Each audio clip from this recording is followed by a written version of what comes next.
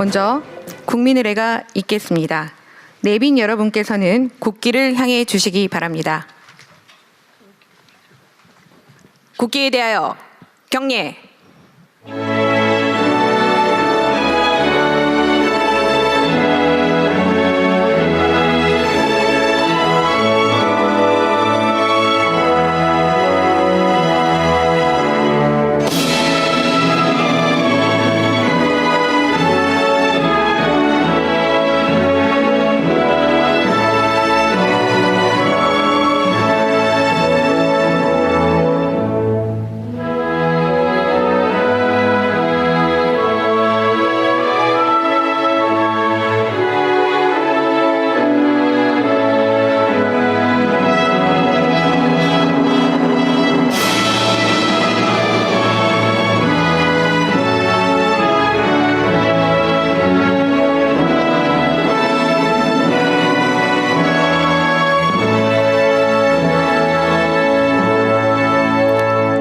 바로 모두 자리에 앉아 주시기 바랍니다.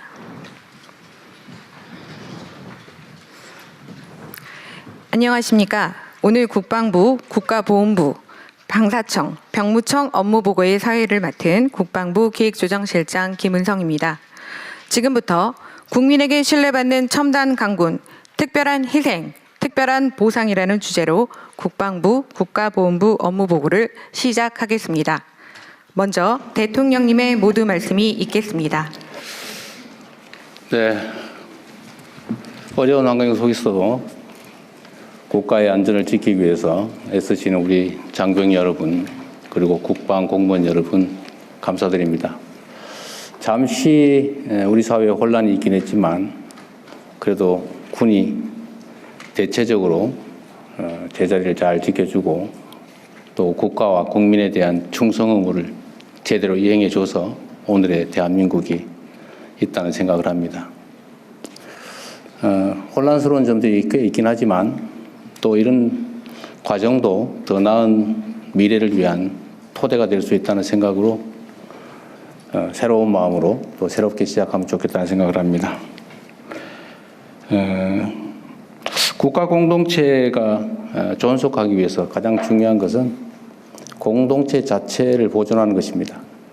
그걸 보통 우리는 국가 안보, 또 안보라고 하는데 이건 매우 중요한 사안이기도 하지만 또 한편으로는 너무 중요하고 너무 일상적이기 때문에 또 한편은 무감각해지기도 쉽습니다. 여러분이 하고 있는 일들이 얼마나 중요한가를 다시 한번 되새기면서 국민의 군대로서 대한민국이 전 세계에 정말 강력한 국가로 존속할 수 있도록 본연의 임무를 제대로 다 수행해 주기를 기대합니다. 그리고 오늘은 보훈부도 함께 하게 됐는데 그런 생각이 들어요.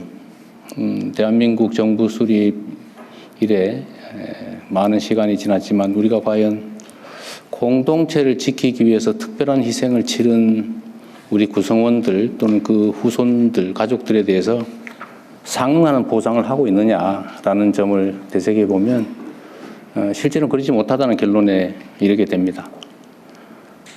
모두를 위해서 공동체 자체를 위해서 희생 헌신한 것에 대해서 우리가 존중하고 예우하고 보상하지 않으면 또 앞으로 우리가 위난에 처했을 때 누가 앞에 나서겠습니까?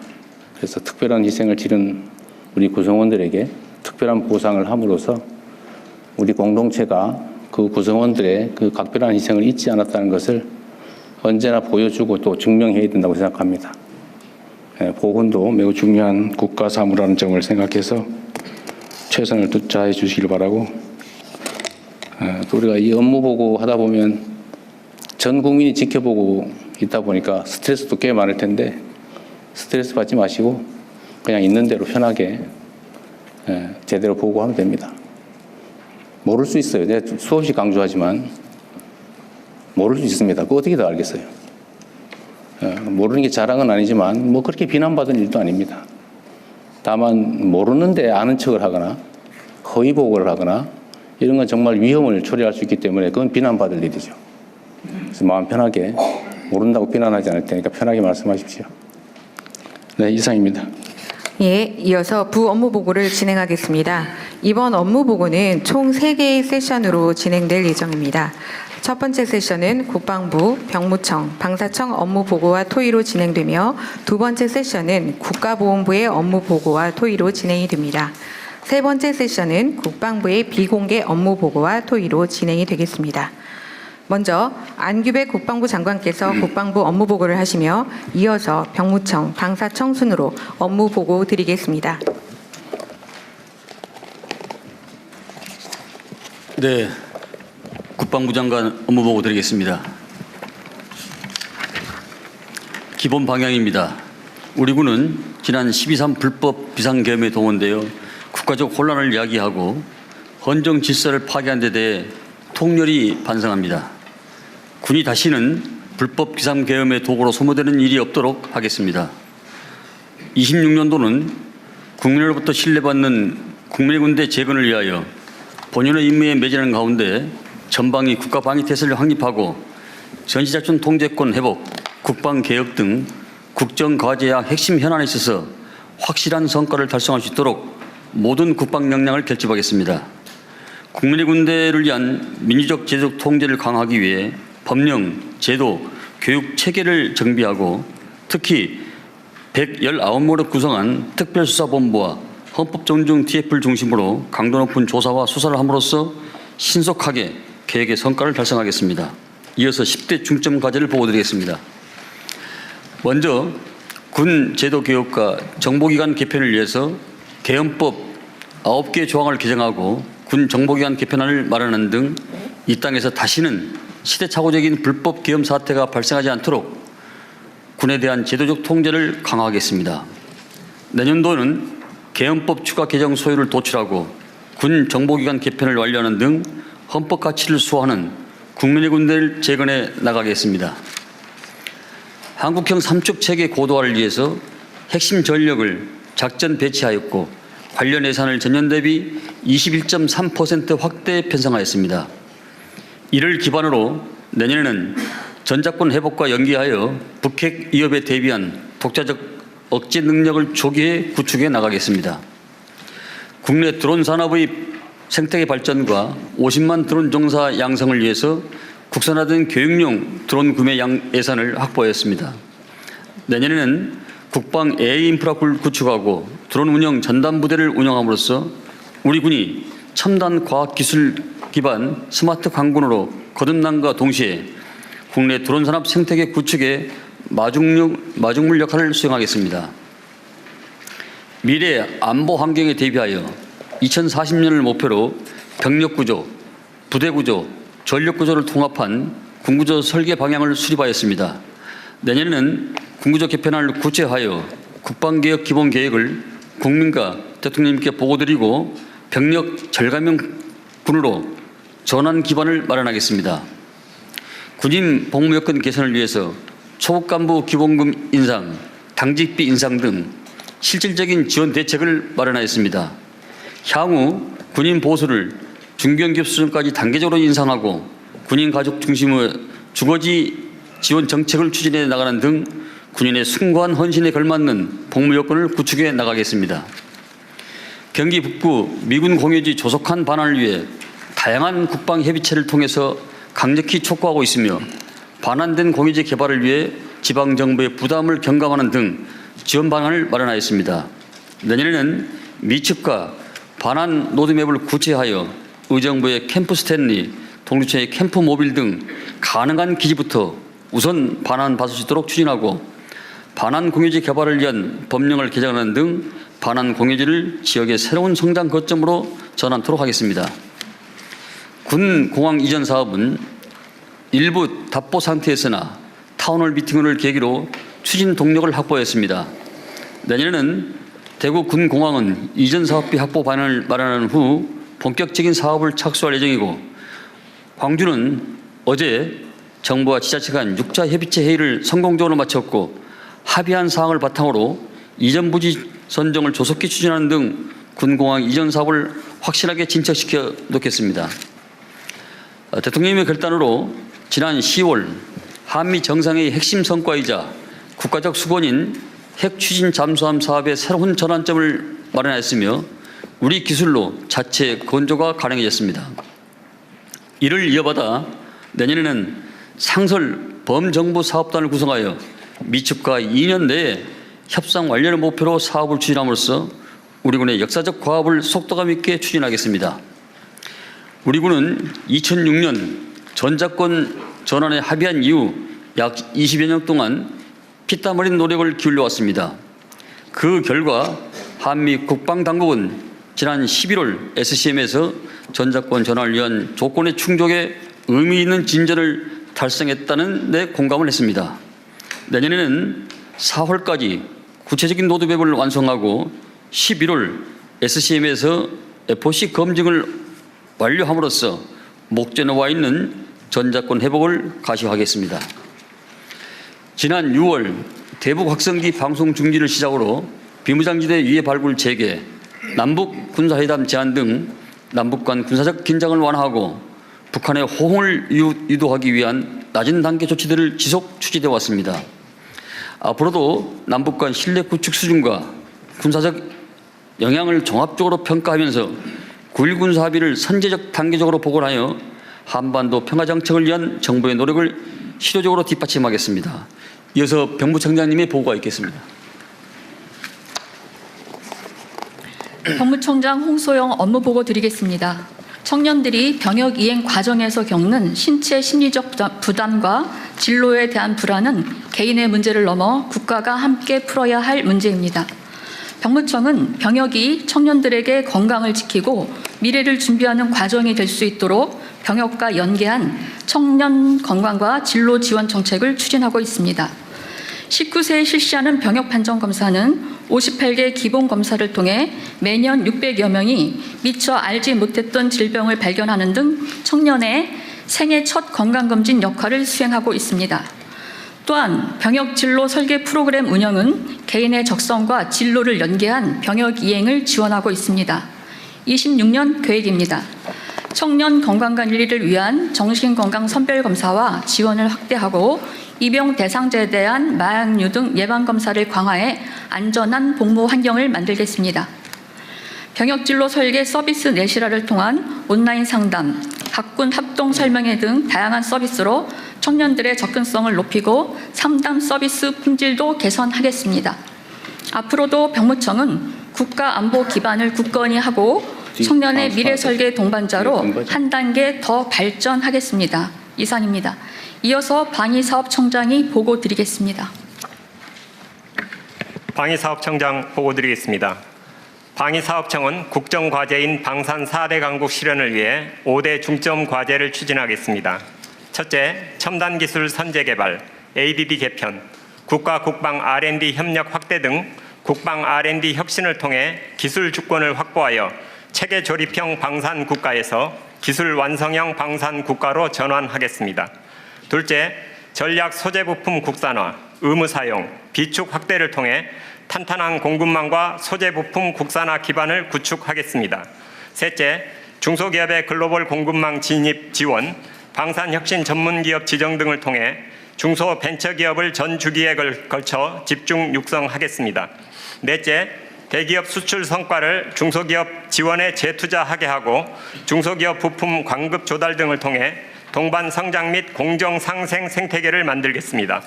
다섯째, 국가 정책 역량을 총집결하여 잠수함 등 대형 사업 수주를 이뤄내고 가치사슬 협력 모델 구축을 통해 K방산 글로벌 수출 협력 기반을 강화하겠습니다. 끝으로 방산 4강 실현이 비상한 목표인 만큼 개혁의 기조도 비상해야 한다고 생각합니다.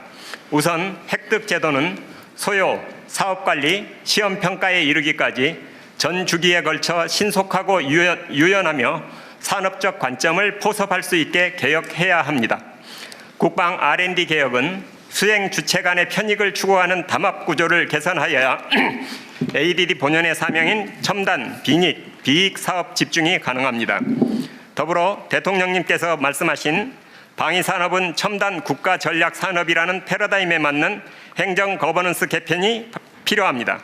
다만 청을 방위산업청으로 개칭한 후 산업통상부 소속으로 변경하는 것은 소요군과의 관계 정립을 어렵게 하는 만큼 대통령님께 국무총리 산하 가칭 국가방위자원 산업처 신설을 건의드립니다. 이어서 토의 시간을 갖도록 하겠습니다. 국방부는 비공개 논의 사항들이 있다는 거죠. 네, 그렇습니다. 그러면은 국가보훈부를 마저 말씀을 듣고 국가보훈부 사안을 먼저 얘기한 다음에 그 다음에 국방부 사안 얘기를 하도록 할까요? 네. 그냥 바로 시작하시죠. 네. 네, 보훈부 장관께서 국가보훈부 업무 계획을 보고 드리겠습니다. 국가보훈부 보고 드리겠습니다. 국가 공동체를 위한 희생과 헌신에는 합당한 보상과 예우가 있어야 된다. 이재명 대통령께서 여러 행사에서 언급하셨던 보훈의 기본입니다.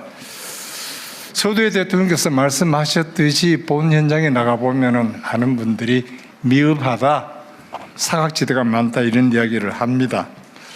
따라서 2026년 우리 보훈 정책은 두껍게 넓게 하되 사각지대를 없애기 위해서 보훈의 범위를 넓히는데 초점을 두겠습니다. 이 보훈, 국가보훈은 독립 분야, 호국 분야, 민주 분야, 그리고 의료와 외교 분야 5가지로 대별해서 설명을 드리겠습니다. 독립운동하면 3대가 망한다. 마찬가지로 대통령께서 여러 번 언급하셨습니다. 독립유공자법을 개정해서 1, 2, 3대가 아무 보상을 못 받았더라도 최초로 보상을 받는 그대부터 최소 2대까지는 보상을 받을 수 있도록 법을 개정하겠습니다. 여야가 이견이 없기 때문에 내년 초에는 아마 통과될 것 같고, 이렇게 되었을 때는 새로 2,600여 명이 혜택을 보게 됩니다. 예산은 약 590억 원 소요됩니다. 이때 혜택을 보는 분은 4대, 5대에 해당되는 분들이 많습니다.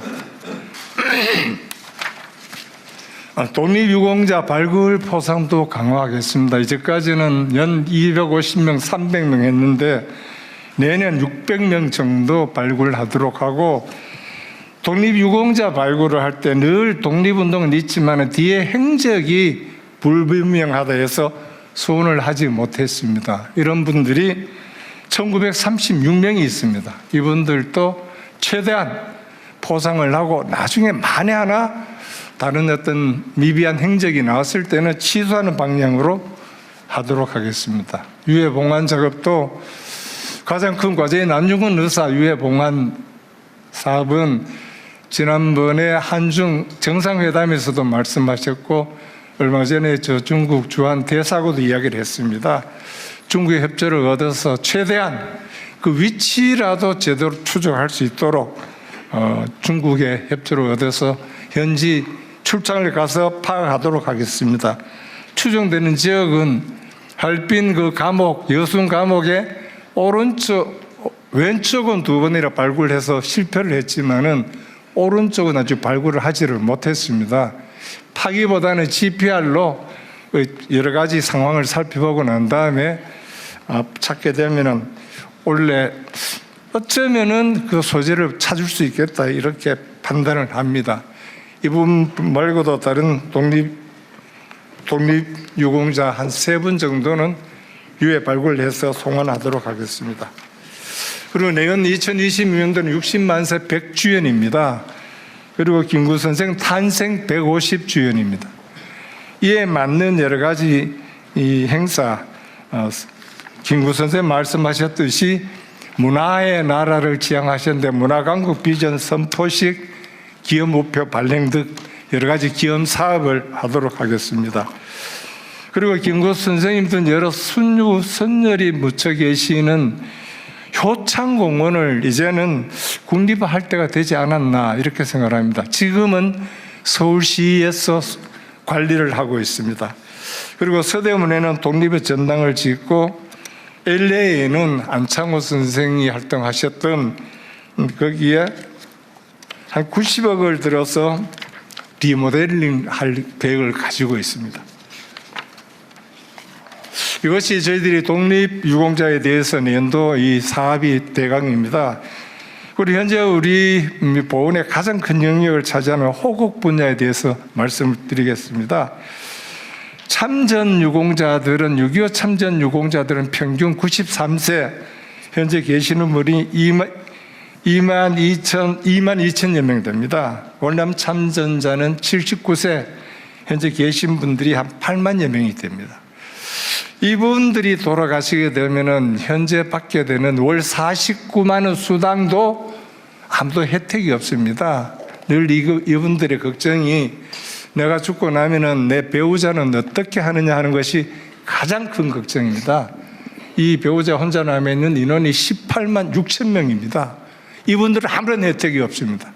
의료 혜택도 없고 수당도 없고, 그래서 이 문제를 한꺼번에 해결하기 좀 어려워서 이번에 법을 좀 개정을 했습니다. 개정을 해서 참전유공자 법을 개정해서 내년 3월부터는 80세 이하 중위소득 50% 미만인 배우자에게 월 한 15만 원을 지급합니다. 대상은 1만 7천 명인데 전체 미망인의 9%밖에 되지를 않습니다. 내년에 이렇게 시작을 하고 시간이 가게 되면은 중위소득 50%를 70%로 올리고 연세 80%를 70%로 낮추게 되면은 70세. 약 8만 3,700명, 2만 1,000명 혜택을 보게 되어서 70세. 해주셔야 됩니다. 네, 알았어요. 네, 70%가 아니고 70세. 알겠습니다. 이건 지난번에 국무회의에서도 말씀드렸을 때 대통령께서 형평성 문제를 하셨는데 시간을 가지고 아마 해결해야 될 문제라고 저는 판단을 합니다. 제대 군인은 3년 동안 70세 이상 임금 호복, 중위소득 80%? 70%? 중위소득 70%, 현재는 50%로 70세 했습니다. 이상. 예. 이러면 몇 명 됩니까? 네? 이렇게 하면 몇 명이 대상이 돼요? 인원이 70% 하면은 8만 3천 명. 8만 3,700명 정도 됩니다. 그럼 연간 예산이 얼마 정도 더 들어요? 연간 예산 1,500억입니다. 1,500. 네, 알겠습니다. 이거는 해주시는 걸로. 좀 이따 얘기해 보죠. 군 경력은 3년은 좀 더 의무적으로 반영하도록 했는데 공공부문은 현재 81%인데 100% 의무적으로 되고요. 민간은 37.7%대 여단 50%까지는 좀 이런 권장상으로 하면 되지 않겠나 이런 생각을 합니다. 나머지 아무 지금 혜택이 없는 게 북파공작원, 그 특임 공로자는 의료 혜택도 수당도 아무것도 없습니다. 이분들은 현재 한 2,600명 되는데 의료 혜택은 줘야 되지 않겠나 하는 게 저의 판단입니다. 그다음 민주유공자에 대해서 말씀드리겠습니다. 지금 87년 헌정체제는 60항정에 의해서 민주유공자들에 의해서 이루어진 겁니다. 그런데 민주유공자법이 없다는 것은 상당히 좀 늦은 일이 아닌가 이렇게 판단을 합니다. 민주유공자법은 2000년 16대 국회에서 이은평 의원이 처음으로 제출하고 난 다음에 지난 정부에서도 대통령 거부권으로 무산됐습니다. 이번에 다시 민주유공자법을 내었는데 여야가 어느 정도 합의가 되어 가다가 국회 파행이 되어서 패트에 태웠습니다. 한 내년 6월 정도 되면은 민주유공자법이 제정이 되고 그렇게 되면은 전태일, 박종철, 이한일 열사가 유공자로 지정이 될 것 같습니다. 여기는 별도로 돈이 소요되지는 않습니다. 민주보상법에 의해서 이미 다 보상을 했기 때문에 별도 비용은 소요되지 않고요. 단지 의료와 요양, 기업, 사업의 혜택을 보게 되면은 연간 한 20억 정도 이래 들어간다고 판단을 됩니다. 그다음에 현재 현장에 나가면 가장 큰 민원 수요가 의료 보훈 의료입니다. 멀다 가보면은 진료가 안 되는 과목이 많다. 이게 굉장히 많습니다. 이걸 해소하기 위해서 이 점은 대통령께서도 여러 군데서 강조를 하셨습니다. 해결하기 위해서 해마다 위탁병원 200개 늘려서 2030년 되면은 위탁병원 한 2,000개로 현재는 1,005개입니다. 2,000개로 늘리고 그다음에 보훈병원이 없는 강원도 제주도에는 준보훈병원을 설치하게 되면은 어느 정도까지는 의료에 대한 수요를 충당하지 않겠나 이렇게 판단을 합니다.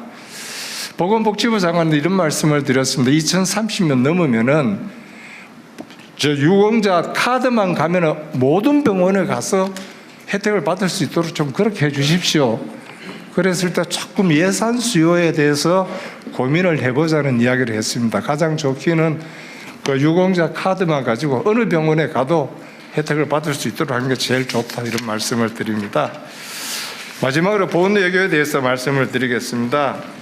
이제까지 보훈외교는 6.25 참지원국 16개국, 의료지원국 6개국, 22개국에 체중되었고 그 순서도 파병 군인 순서에도로 이 보훈외교에 중점을 뒀습니다. 그러나 이제는 현재 교역량, 파병 외교 순서대로 하면 미, 영, 캐, 티르키, 호주인데 현재 교역약 중심으로 하게 되면은 미국, 호주, 독일, 인도, 캐나다 순서가 이렇게 됩니다. 어차피 보훈외교도 우리 경제 외교의 한 축으로서 거기에 도움을 주기 위해서 한다고 했을 때 이 중점을 이런 순서를 좀 바꾸면 좋지 않겠나 이런 말씀을 드립니다. MOU 체결되어 있는 데는 콜롬비아, 필리핀, 태국, 티르키에 이렇게 되어 있고요. 마지막으로는 세계 상위 군인 체육대회 2029년 인빅터스 게임을 유치하려고 합니다. 29년도 대전에서 유치를 하려고 하는데 6개국이 신청을 해서 현재 3개국으로 좁혀졌습니다. 한국, 미국, 덴마크. 내년 6월에 결정이 되는데 유치하기 위해서 최선을 다하겠습니다. 대통령께서도 해외 순방 중에 혹시 이 점에 대해서 관심을 많이 표명해 주시면 저희들 유치하는 데 도움이 되지 않겠나 이런 생각을 합니다. 마지막으로 지난 제주 4.3 관련 진화 책임자에게 국가보훈부에서 이 국가유공자 증서가 발급이 되었습니다. 이것으로 인해서 제주 4.3 희생자, 유족, 도민, 전 국민에 대해서 조금 큰 분노를 안겨주셨는데 이 자리를 빌어서 송구스럽게 생각을 합니다. 결자 해지로 국가보훈부에서 책임지고 절차에 따라서 처리하겠다는 말씀을 드립니다. 이상으로 국가보훈부는 특별한 희생에 특별한 보상을 실현하기 위해서 최선을 다하겠다는 말씀으로 보고를 마치겠습니다. 감사합니다. 네. 다음은 보고 내용에 대한 토의가 있겠습니다. 네. 보훈부 얘기부터 먼저 좀 하고 하겠습니다. 일단 마지막 부분에 그 제주 4.3 뭐더라 박진경. 네. 얘기 들어보니까 그분이 49년에 부하에게 사살당했다고 하는데. 네. 그 진짜인지 모르겠는데 그분이 49년에 제주도에 사살 48년입니다. 48년 6월. 네. 근데 6.25 때 무슨 유공자로 해가지고 훈 포장을 받았다는 얘기가 있던데 그게 사실인가요?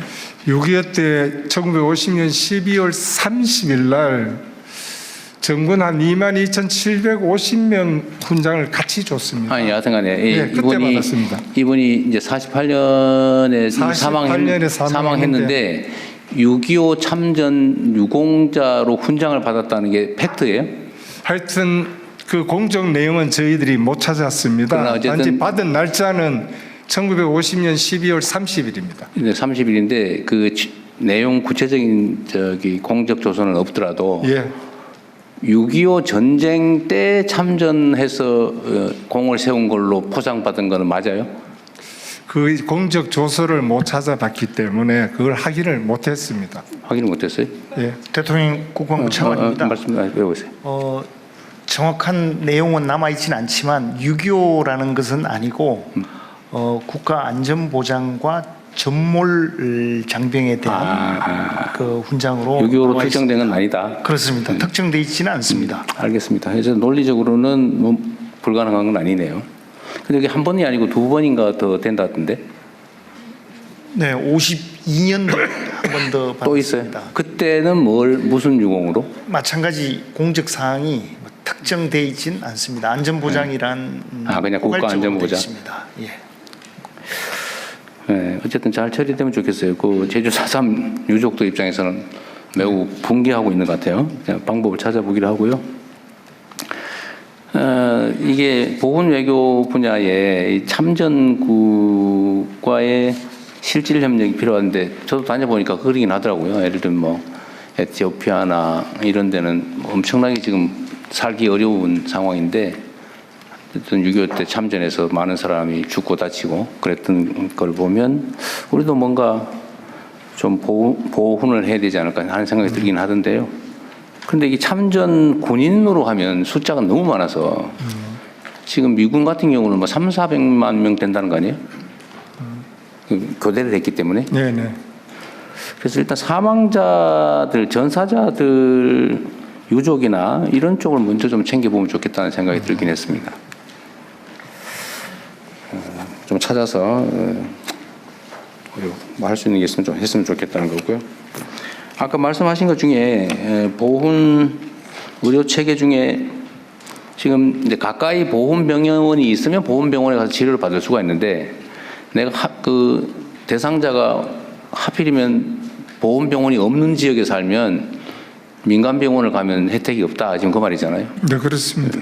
그러다 서울 보훈병원까지 올 수는 없고 네. 그래서 민간병원들도 보훈 치료를 할 수 있게 해주자 그 말이죠. 하여튼 유공자 카드만 가지면은 어디든지 할 수 있도록 해주자. 그러게요. 네. 전국적으로 그렇게 가야 보훈병원 되죠. 근처에 사느냐 아니면 내가 사는 근처에 보훈병원이 있냐 없냐로 차별받는 거는 부당하죠. 대통령님 잠깐 네. 말씀드리면 위탁병원이 현재도 1,000개 정도는 있는데 그런데 너무 적어서 좀 더 그것도 많이 적다. 예. 네. 일반 병원도 다 넓히자 그 말이죠. 뭐 그것 때문에 예산이 많이 추가로 들거나 그러지는 않겠네요. 어차피 뭐 지정된 병원에 가나 지정 안 된 병원에 가나 똑같은 거 아닙니까? 근데 그 대신에 의료 수요는 조금 더 늘어난다고 이야기를 합니다. 그건 늘어나겠죠. 내용은 똑같습니다. 네. 늘어나는 게 정상이겠죠. 그 다음에 민주유공자법. 요거는 일반적으로 세상에 알려지기로는 이게 이제 정쟁의 대상이 되는 바람에 이거 유공자 지정하면은 소위 민주화 운동하다가 뭐 죽거나 다친 사람들이 엄청난 현금을 받는 것처럼 그렇게 가짜 뉴스가 많이 유포돼 있고 또 그걸 믿으면서 그것 때문에 반대하는 사람이 많은 것 같아요. 네네.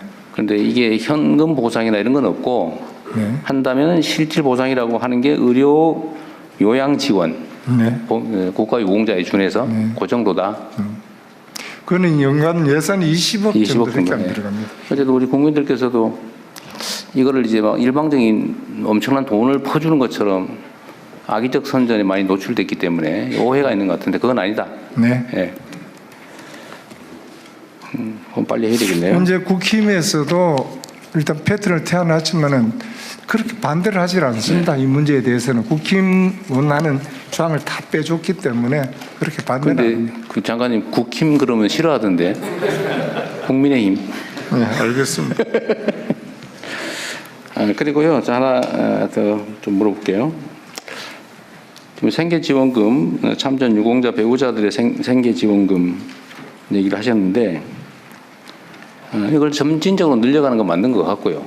예를 들면 국가 재정 역량도 많이 개선될 테니까 늘려가는 건 좋은데, 제가 하나 그냥 저는 언제나 반대로 좀 생각해보는 습관이 있어서 그런데, 그 어떤 사람이 사망 직전에 그 어떤 사람한테 넘어가가지고 본인 신고하고 다음날 돌아가시고 이러면 어떡합니까?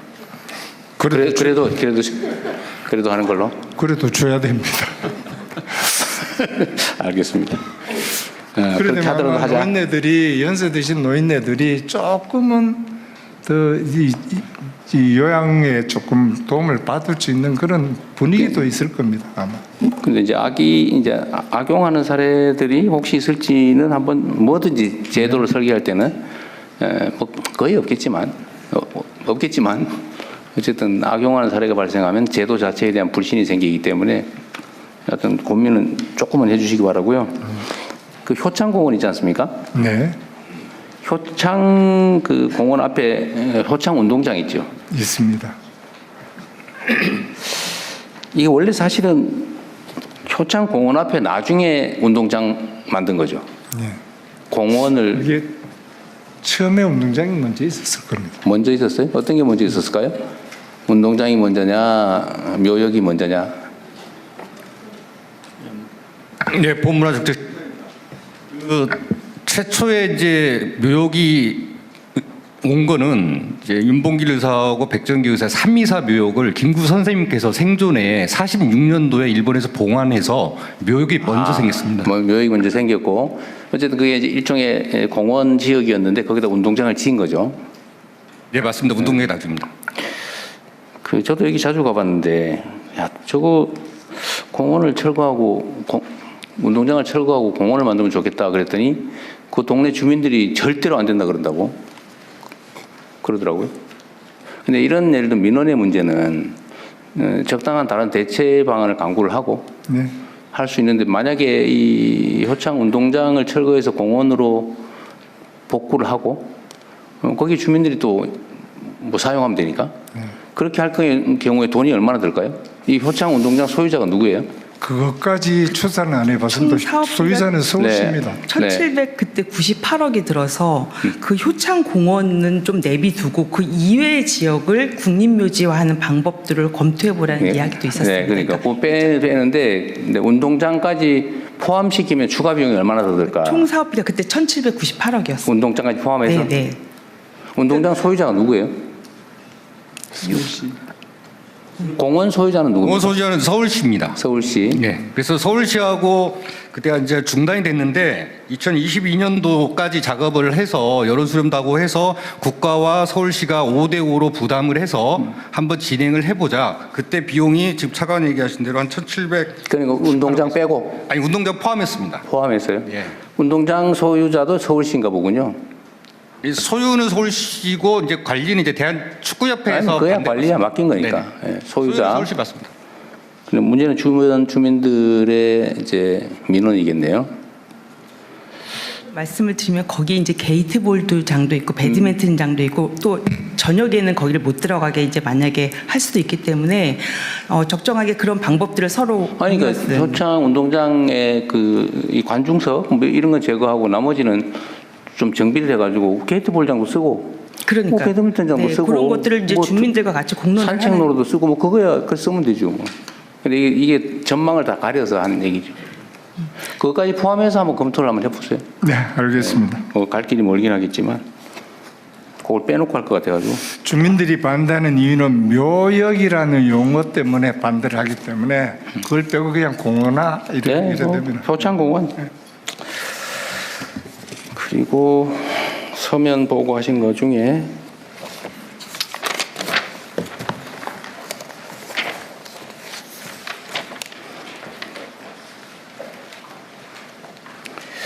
친일재산관리, 친일재산기속법을 다시 제정하자.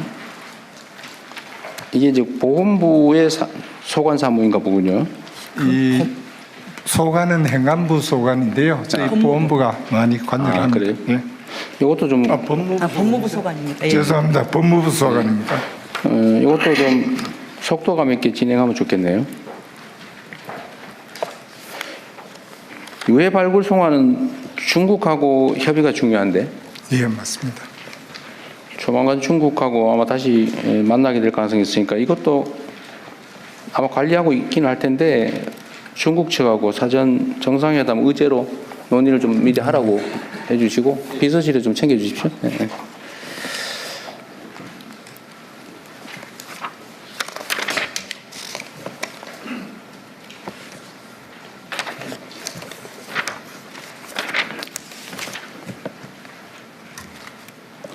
(140페이지에)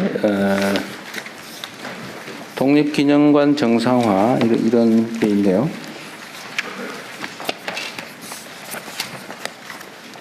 독립기념관도 오늘 여기 보고 기관인가요?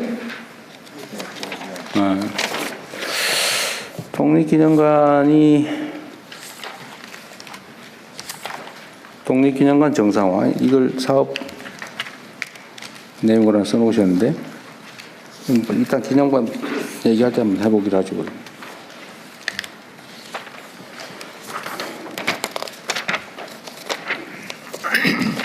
네, 뭐 우리 보건부는 우리 장관 이하 우리 보건부 공직자 여러분들이 너무 열심히 잘해주고 계셔서 다행스럽습니다. 보훈복지의료공단은 뭐 특별한 의제는 없는 것 같고요. 어쨌든 요건 좀 보훈병원을 관리하는 곳이죠, 이가? 예, 이사장입니다. 주로 보훈병원, 보훈요양원 등을 관리하고 어디 계세요? 있습니다. 여기 있습니다. 아, 예. 예, 대통령이 말씀하신 것처럼 보훈병원, 보훈요양원을 관리하고 있습니다. 네. 총 몇 개 있다고요? 특광역시에 6개 보훈병원과 8개 요양원 등을 관리하고 있습니다. 여기가 지금 구성원이 7,400명이나 되네요. 여기는 정원은 7,254명인데 현원이 7,470명인데 220명이나 많은 이유는 뭘까요? 저희가 이제 코로나19를 거치고 지난해 전공의 사태 때 저희들 이제 전공의 분들이 빠지면서 진료 지원 간호사 분들을 많이 충원을 했습니다. 그리고 저희들 보건직들이 이제 그 복지부 시범 사업을 추진하면서 일부 충원한 바 있습니다. 그러면 일시적 요인에 의해서 늘린 건가요? 아니면 또 뭐 영구적으로 늘릴 지금은 건가요? 일시적 요인입니다. 그러면 뭐 줄든지 하겠네요. 그러면 영구적으로 상시적으로 필요하면 정원 규정을 바꾸든지 해야 될 텐데. 예, 기획재정부와 협의하도록 하겠습니다. 아니 뭐 늘리는 걸 확정하라는 게 아니고 말을 못 하겠더라고요. 잘 평가 판단해 가지고 이게 일시적 요인이면 뭐 자연 감소를 하든지 뭐 할 테고, 만약에 상시 수요가 실제로 늘어났으면 정원 규정을 고쳐야 되지 않을까 하는 그런 생각이 듭니다. 예, 잘 알겠습니다. 네.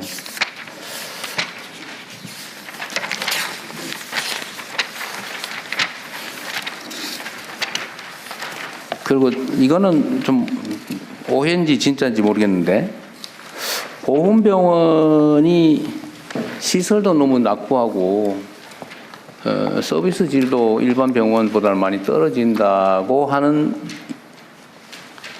일부의 주장에 대한 의견은 어떻습니까? 예, 대통령 그간에 보훈병원에 굉장히 많이 투자가 이루어졌습니다. 네. 그래서 지금은 급성기 재활센터부터 요양병원까지 일괄 서비스가 이렇게 이루어질 수 있는 요새는 아니다? 예, 체제로 이제 하드웨어적으로는 굉장히 시설이 많이 완비 잘 되어 있습니다. 다만 이제 이 지난해 전공의 사태 등 이 의료 대란을 겪으면서 이제 우수 인력 유치를 위해서는 민간과 이제 임금 격차가 좀 많이 있는 부분이 있습니다. 그래서 소프트웨어적으로 좀 더 충원을 잘하면 큰 문제가 없을 걸로 생각을 합니다. 보수의 수준이 한 원인이기는 하겠지만 기본적인 마인드나 자세도 중요하지 않을까요? 예, 맞습니다. 네, 교육 훈련 이런 것도 꽤 의미 있을 것 같아요. 예를 들어 결국은 사실 이것도 일종의 서비스인데, 공공 서비스인데, 이건 의무적으로 오는 사람, 우리가 의무적으로 해주는 사람이고, 또 뭐 속된 말로 돈벌이 되는 손님 고객도 아니니까 함부로 하는 수도 있을 것 같아서. 그러지 않습니까, 저는? 저희 이제 의사분들이나 이제 그 병원에 근무하는 직원들 중에는 나름의 보건에 대한 그 소명 의식을 갖고 장기적으로 재직하는 분들이 많이 있습니다. 대통령이 말씀하신 그런 부분들이 잘 반영이 되어서 운영되도록 대다수야 그러겠죠. 근데 언제나 소수가 물을 흐리니까 그런 부분도 혹시라도 잘 챙겨보시기 바랍니다. 잘 알겠습니다. 네. 서럽지 않겠어요? 내가 어쩔 수 없이 가난해서 보훈병원 이용하는데 가서 좀 뭐 천대라면 좀 그렇고 좀 이렇게 함부로 대하거나 이런 걸 느끼면 엄청 서운할 것 같아요. 예, 저희들 이용하시는 분들이 상위군경 등 이제 신체적으로 불편하신 분들이 많습니다. 예, 그분들은 보훈병원을 이용하시는 데 대해서 굉장히 이게 자긍심이라든가 애착을 갖고 있습니다. 앞으로 아니, 그러니까 이용자는 그런데 우리 그 종사자들이 좀 섭섭하게 대할 수 여지가 좀 있겠다, 구조적으로 그런 얘기들도 있다. 예, 잘 알겠습니다. 각별히 좀 유념하라 그 말이죠. 예. 네. 원래 서럽거든요, 사람이. 그 다음에 88 관광개발은 네네. 여기 요새 수지 경영 상태는 어때요? 수지 상황 그러니까 얼마나 남냐 그 말이죠. 예, 130억 정도 남습니다. 연간? 예. 순이익이? 순이익이었습니다. 그런데 그 중에서 기금으로 전입해 주는 게 130억 전액을 다 합니까? 그렇습니다. 예. 여기가 자산 가치는 얼마예요? 자산 가치는 그 판단하는데 4,500억 정도로 판단하고 있습니다. 이걸 뭐 매각할 거냐 말 거냐 논쟁이 계속 있었다는 거죠? 예. 근데 사는 사람이 없더라. 지난 2009년부터 11년까지는 그 응찰 대상자가 없었습니다. 응찰 기업이. 그때 뭐 1,몇백억에 팔라고 그랬더니 안 되더라. 그 말 그렇게 돼 있는 거 같은데 자료가? 그 금액은 그보다 좀 많이 상당히 높은 가격에 그랬어요? 내놨습니다. 지금 판단은 계속 유지를 하면서 운영 수익으로 기금 전입을 하는 게 훨씬 더 낫다라는 거죠. 그렇습니다. 독립기념관은 어디 계세요? 누구세요? 예, 사무처장 민병원입니다. 예. 우리 대표는 네? 아 그래요? 직무정지 중에? 아, 그렇지는 않습니다. 아 그러진 않은데 징계 중이니까 기분 나빠서 못 나오겠다 그런 건가요? 업무정지 중에? 아, 그렇지는 않습니다. 그냥 안 나왔군요. 지금 국가보훈 차관입니다. 감사가 진행 중에 있기 때문에 저희 보훈부에서 대신 사무처장이 나오도록 했습니다. 알겠습니다. 내가 뭘 좀 물어보려고 했는데 독립기념관의 존재 이유가 뭐냐? 독립기념관 왜 존재하는가요? 한번 뭐 대신 오셨으니까 한번 말씀해 보실래요? 예, 투철한 뭐 국가관 확립. 마이크 대고 말씀하세요. 예, 우리 독립기념관법에 그 올바른 국가관 확립이라든가 그다음에 그 문화의 정체성, 확립의 목적으로 설립이 돼 있고요. 두 번째는 설립 기반 자체가 국민 성금이라는 국민 기반으로 만들었기 때문에 그 존재의 정당성이 있다고 보여집니다. 네. 하여튼 제가 하나 말씀을 드리고 싶은 거는 여기 독립기념관법 1조 설립 목적 이런 게 써놨네요. 184페이지에 독립정신 본질에 집중하는 기념관이 되겠다. 그리고 제가 그래서 독립기념관법 1조를 한번 찾아봤는데 나도 길게 써져 있긴 하던데 민족의 자주와 독립을 지켜온 우리 민족의 국난 극복사를 조사하고 연구하고 전시한다. 그렇게 돼 있어요.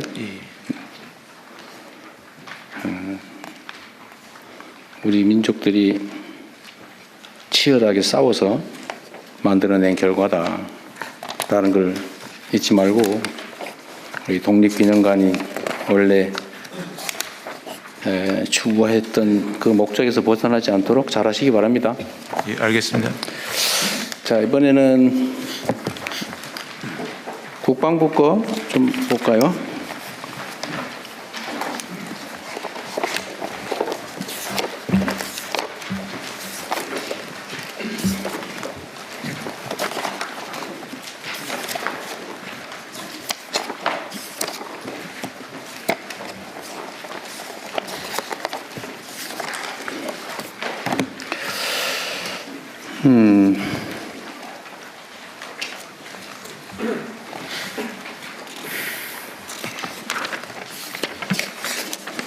준비를 아주 꼼꼼하게 잘 하셔가지고 특별히 지적할 건 없는데 자 7페이지 한번 볼까요? 7페이지에 준사군 체제로 해병대 개편이라고 하는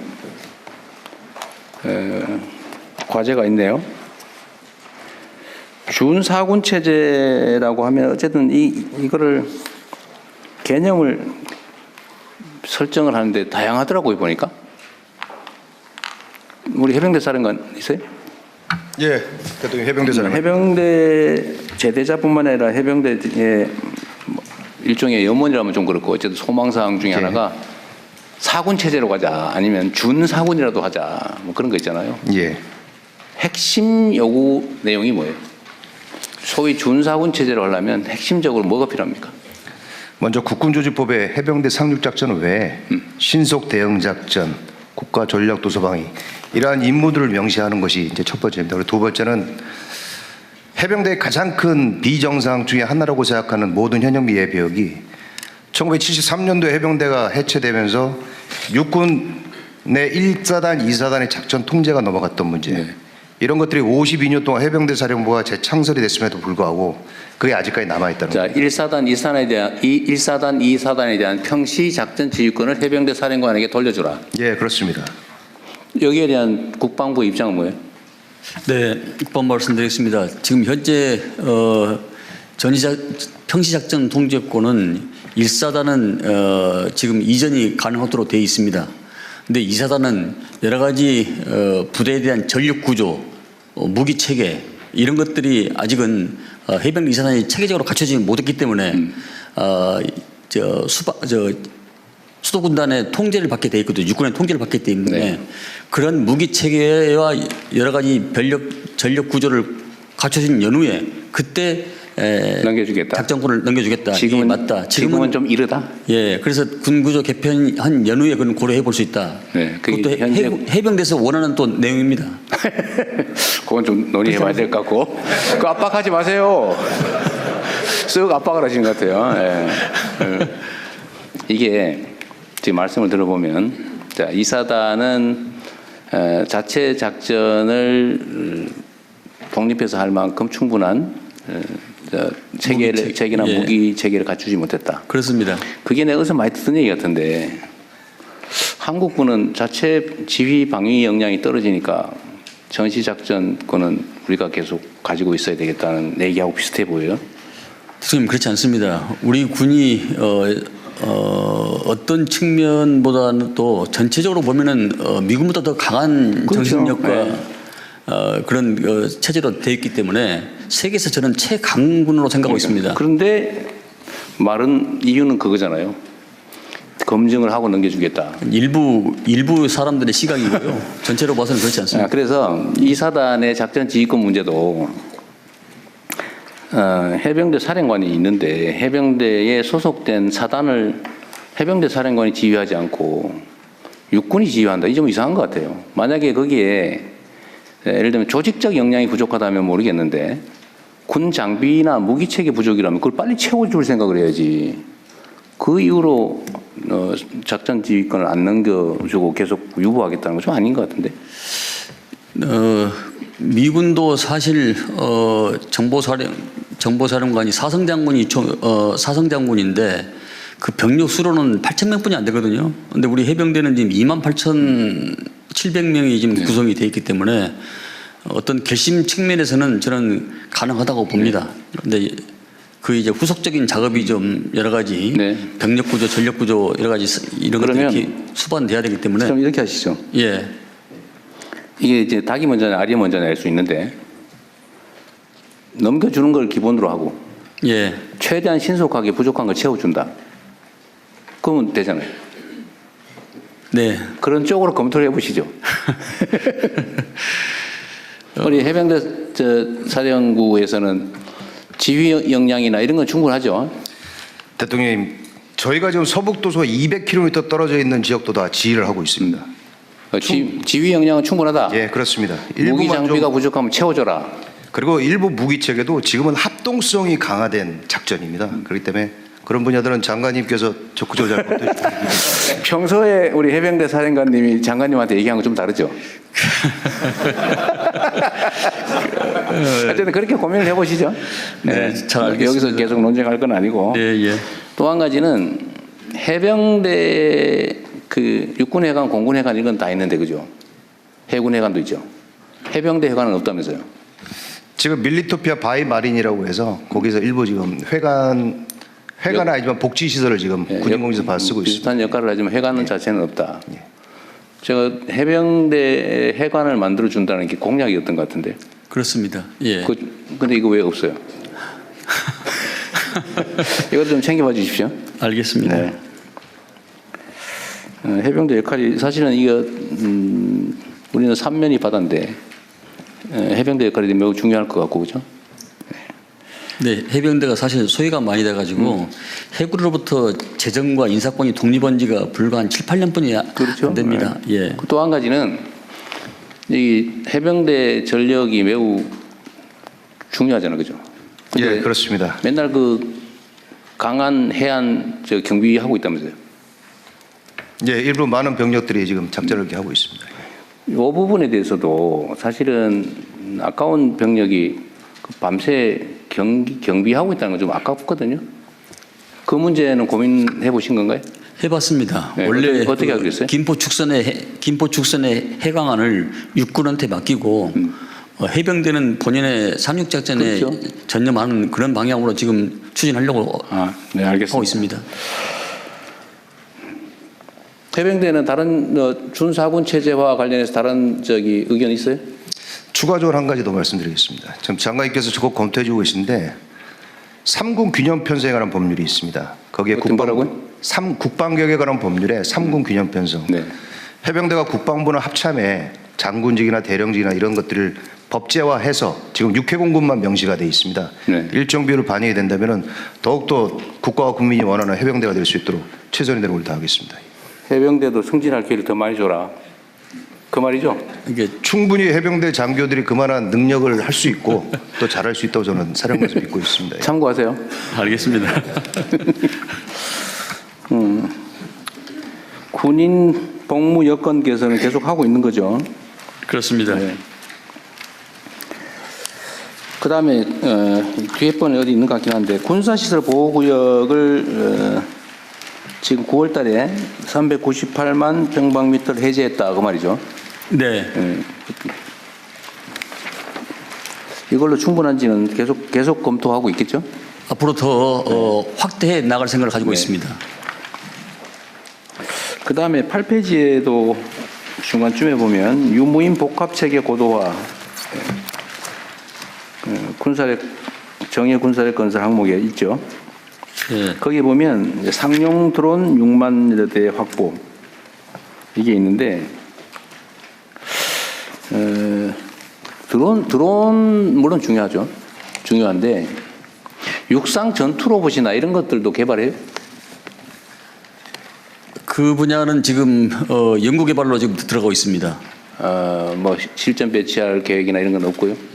지금 우리 한반도 정부작전에서 여러 가지 산과 이 계곡 또 이런 게 많기 때문에 거기에 대한 적합성 여부를 또 판단해야 되기 때문에 그래요? 예. 고민은 하고 있다는 거죠. 예. 그 10페이지에 정보기관 개편 항목이 있는데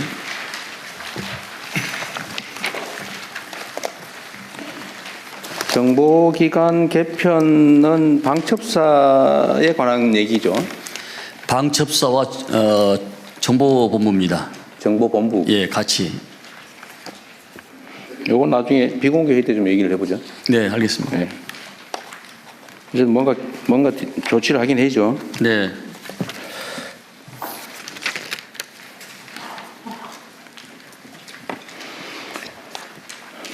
그 다음에 여러 항목들을 다 많이 써놓으셨는데 이 중에 이게 강조가 안 돼서 내가 못 찾았는지 모르겠는데 우리 군 장병들에 대한 헌법 교육, 정신 교육 항목에 그런 게 있는지 모르겠는데 지금 헌법 교육의 헌법 존중 가치에 대해서 교재를 만들어서 지금 강의를 지금 하고 있는 중입니다. 아 그래요? 네. 하여튼 이번 내란 사태에서 사실 우리 장병들이 본의 아니게 피해를 많이 입었잖아요. 그렇습니다. 원래 군이야 죽으라면 죽는 거고 뭐 앞에 뭐가 있는지 모르지만 진격하라면 하는 건데 출동하라면 하는 거고 그런데 이게 과연 합헌적인 정당한 명령인지 아닌지를 사실 판단하기 어렵잖아요. 특히 군의 특성상 그렇죠. 그런데 책임은 안 질 수 없잖아요 또. 그래서 그런 문제들에 대해서 좀 판단할 역량을 좀 갖춰줘야 되겠다. 그죠? 그래서 그런 교육을 장병과 간부를 구분해 가지고 주기적으로 헌법가치 교육을 지금 심화시키려고 계획을 좀 하고 있고 또 실행하고 있습니다. 네. 예, 대통령님 정책실장입니다. 국방부 여기입니다. 여기 어디에? 오른쪽 왼쪽에 주세요. 예, 오른쪽에 있습니다. 예, 지금 이제 대대급 기준으로 해서 국방부 교환을 마련해가지고 대대급은 약 2,000회 정도 실시를 했고요. 아, 그랬어요? 예, 그다음에 사관학교 교육기관은 한 300회 정도 실시를 했습니다. 하여튼 내가 전에 또 어디서 뉴스에서 봤나? 미군들은 헌법에 충성한다? 뭐 그런 교육을 한다고? 헌법 교육을 아주 체계적으로 한다고 하더라고요. 지금까지는 우리 군은 좀 어땠어요? 지금까지는? 이런 민주주의나 아니면 정말 우리 군 장병들이 충성할 대상이 대통령이냐 아니면 국가와 국민이냐 가끔씩 착각하잖아요.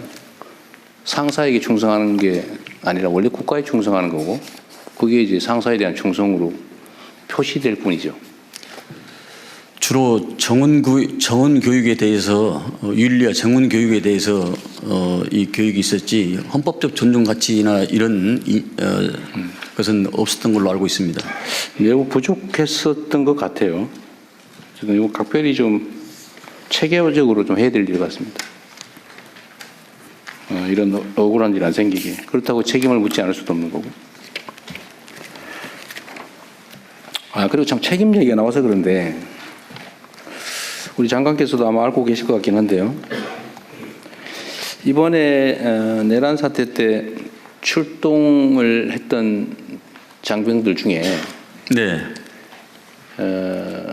가라니까 어쩔 수 없이 가긴 했는데 막상 실행을 하는 데서 많이 망설여서 어디 뭐 컵라면 사 먹고 시간 끌고 놀았다든지 아니면 어디 가서 뭐 일종의 태업을 했다든지 이런 사람들이 있는데 네. 그런 부분에 대해서는 우리 헌법재판소가 탄핵 판결을 할 때 소극적 대응으로 이 내란 사태를 극복하는 데 도움을 줬다고 판결도 했고 실제로도 보면 그건 사실은 매우 어려운 결정을 한 거란 말이에요. 명령 불복종으로 실제로 처벌될 수도 있는 일인데 어쨌든 그 명령을 제대로 수행하지 않는 것도 엄청난 용기와 결단이었을 건데요. 그 부분을 저도 전에 한번 공개적으로 여러 차례 얘기했잖아요. 예를 들면 어쩔 수 없이 출동을 하더라도 적극적으로 수행한 게 아니라 소극적으로 대응해서 이 사태가 확산되지 않도록 한 중간 간부 또는 일선 장병들에 대해서는 책임을 물을 게 아니라 오히려 포장해야 된다. 이렇게 저도 얘기했는데 네. 지금 어디 기사에 난 걸 보니까 그런 사람들에서 징계위에 해부했다고 비난 기사들이 좀 있던데 좀 어떻게 된 거예요? 제가 정확히 말씀드리겠습니다. 12월 3일 날, 그러니까 이제 해가 바꿔졌으니까 일자가 12월 4일 날 01시 1분에 비상계엄 해제가 의결을 했습니다. 네. 의결을 했는데 그때 그 인원의 하급자가 대령님, 과장님, 지금 계엄의 해제가 의결됐으니까 우리는 출동하면 안 됩니다. 나가시면 안 됩니다. 라고 얘기했다는 겁니다. 이미 해제돼 의결된 다음에? 네. 근데 그러면 2차 계엄을 준비로 간 건데, 그래서 가면 안 된다라고 얘기를 했음에도 불구하고, 따라와 가자. 이렇게 해서 갔다는 겁니다. 거기까지 갔다는 겁니다. 이렇게 반은 맞고 반 이상은 틀리는 겁니다. 그래서 그것을 더 주의 깊게 봐야 될 대목이라고 생각을 합니다. 일각에 알려진 내용하고는 약간 좀 다릅니다. 그러면 그건 이제 새로운 팩트인데 제가 모르던 또 우리 국민들께서도 모르는 부분이니까 나중에 잘 설명을 하시고요. 네. 어쨌든 그러나 초기의 명령에 따라서 어쩔 수 없이 갔다가 현장에 실행을 안 한 경우는 그렇습니다. 그런 경우는 아니다 그 말이죠. 그렇습니다. 예. 어쨌든 잘 가르쳐 주시기 바랍니다. 그래서 이 계엄이란 게 다층적, 이중적 이 내포가 많이 있기 때문에 평면적으로만 봐서는 이게 해석이 안 되는 부분이 있습니다. 하여튼 그런 점들을 어쨌든 조사 과정에서 잘 가려서 억울한 사례가 없도록 세심히 잘하겠습니다. 바랍니다. 예.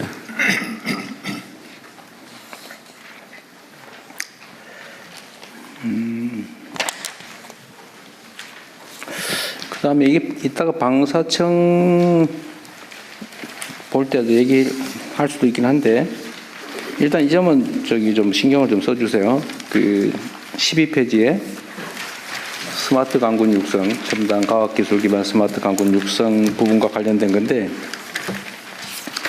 우리가 이제 방위 산업을 대대적으로 육성을 하자. 이제 이거는 우리 경제적인 요인도 있지만 어쨌든 국가 국방력과 관계된 것이기 때문에 매우 중요하지 않습니까? 그래서 방위 산업 분야의 연구 개발뿐만 아니라 뭐 무기 조달 체계 등등에서 엄청난 구매 요소가 있는데 네. 여기에 그 진입 장벽에 대한 호소를 많이 해요. 네. 예를 들면 기존에 있던 대규모 방산업체나 이미 이제 거래를 하고 있는 방위 관련된 업체 외에 신규로 진입하기가 너무 어렵다. 네. 라는 지적들에 대해서 충분히 지금 고민하고 대안을 만들고 있겠죠. 네, 공감을 하고 있습니다. 네, 네. 그리고 앞으로는 아마 뭐 전투기 저기 저 장갑차, 탱크, 뭐 자주포 뭐 이런 대형 무기 체계 말고 네. 이제는 기술 기반의 첨단 무기, 소형 무기들이 많이 나올 거 아니에요. 그렇습니다. 이런 거는 사실 기존에 있던 대형 방산업체들이 쉽게 할 수 있는 영역은 아닌 것 같아요. 네, 그래서 대통령님 지난번에 말씀 저희들한테 했다시피 이게 광급 제도를 좀 더 제도적으로 확대를 시키면은 그 진입 장벽이 더 낮아집니다. 그건 의무적으로 해야 되기 때문에 대기업에서 그래서 이것을 제도적으로 좀 정착시켜 나가려고 하고 있습니다. 네, 그것도 좋은 생각이네요. 네. 자재, 그러니까 중간재를 조달 구매를 해서 제공을 하거나 아니면 아예 구매를 의무적으로 조건으로 그렇습니다. 만들어서. 그리고 그거 할 때 가급적 국내 기술 또는 국내 기업들에게 뭐 우선권을 주거나 하는 것도 당연히 하고 있겠죠. 기술력이 있어도 그 기술력이 사장되는 경우가 많고 아니면 그 국산화 대신에 외국에서 쉽게 사서 쓰는 이런 대기업들이 많기 때문에 광급으로 지정하면 그렇게 할 수가 없습니다. 그래서 그 제도를 더 확대 생산해 나가려고 하고 있습니다. 어쨌든 뭐 다양한 방법도 있을 텐데 어떤 진입 장벽이 최소화될 수 있도록 또 어떤 신생업체, 벤처나 스타트업들이 기회를 가질 수 있게 각별히 배려를 해 주시기 바랍니다. 알겠습니다. 네. 어쨌든 우리나라는 이제는 고용보다는 창업이 더 중요한 나라로 변화돼 가고 있기 때문에 그런 기회를 많이 줘야죠. 네. 네. 자, 경기 북부 지역을 포함한 미군 공여지, 미군 기지 부지죠. 미군 기지 부지에 대해서는 이게 잘 진척이 안 되는 측면이 있습니다. 첫째로는 돌려주기라고, 그러니까 평택에 우리가 엄청난 돈을 들여서 그 기지를 지어서 미군에게 제공했잖아요. 네. 그쪽으로 모으는 조건으로. 네. 그런데 경기 북부에 가보면 여전히 특별한 내가 보기 납득하기 어려운 무슨 주유 기지가 필요하다 그러거나 아니면 무슨 식품 창고 운영한다고 여전히 안 돌려주고 있는 그것도 한 10년 넘은 것 같아요. 지금 그런 미반환, 그러니까 반환하기로 해놓고 안 하는 거, 요거 처리도 첫째 문제고, 두 번째는 이제 국가가 돌려받긴 했는데 이걸 개발을 못하고 팔리지도 않고 그래서 10수년간 계속 방치되어 있는 걸 어떻게 개발을 활성화할 거냐, 이 두 가지 주제가 있잖아요. 그렇습니다. 계속 반복적으로 얘기하고 있는데 어쨌든 이 약속하고 지금 반환하지 않고 지체하고 있는 거, 이 문제는 어떻게 하실 생각인가요? 지금 먼저 쉬운 문제부터 지금 가능한 것부터 지금 해결하려고 합니다. 내년에. 그러니까 캠프 스탠리 의정부에 있는 거, 동시에 있는 거 캠프 모빌, 이 두 군데는 내년에 적극적으로 추진해서 우리 대한민국 쪽으로 가지고 오는 그런 이전을 할 생각을 가지고 있습니다. 나머지는 여러 가지 그 무기 체계나 또 다른 것의 그 대화력전이나 이런 부분들은 미측과 더 협의를 해야 되는 부분이고요. 대전제가 캠프 스탠리하고 모빌 이 두 군데는 우리 쪽으로 대한민국 쪽으로 이게 이전이 가능하기 때문에 이 두 문제부터 먼저 해결하고 그렇게 하려고 생각하고 있고, 또 그 땅 문제는 일반 기업이 지금 부동산 경기가 별로 좋지 않아서 일반 기업에서 이것을 눈독을 들이지 않고 있습니다. 그래서 장기적으로 지자체에서 지방 정부에서 이것을 우선적으로 관리를 할 수 있도록 뭐 예컨대 50년 플러스 50년 해가지고 또 정부에서 융자 지원도 해주고 공시지가 기준으로 약 1% 이자만 내고 그러면은 우선적으로 약 100년 동안 사용하게 할 수 있는 이런 방안을 지금 모색하고 있습니다. 저번에 우리 이제 북부 타운홀 미팅 갔을 때 얘기를 좀 하긴 했는데 그렇습니다. 그 후에 제가 얘기를 들어보니까 일단 이 정부가 이미 반환받아 가지고 있는데 지금 활용을 못 하고 있는 경우에 이제 두 가지가 있는 것 같아요.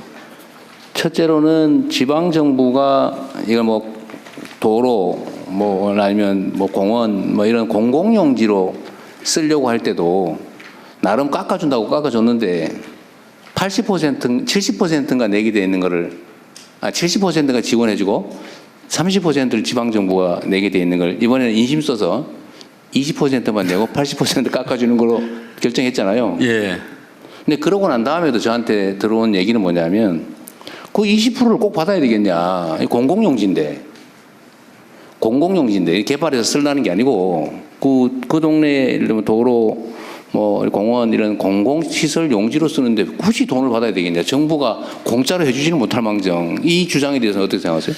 네, 사용자인 시민의 입장에서 봐서는 정부나 지자체가 똑같은 것으로 보여지기 때문에 그것이 일견 타당하다고 보는데 그것이 어떤 측면에서는 지자체의 그 해이한 거 뭐 이런 측면이 있을 수 있겠다 이런 판단이 있습니다.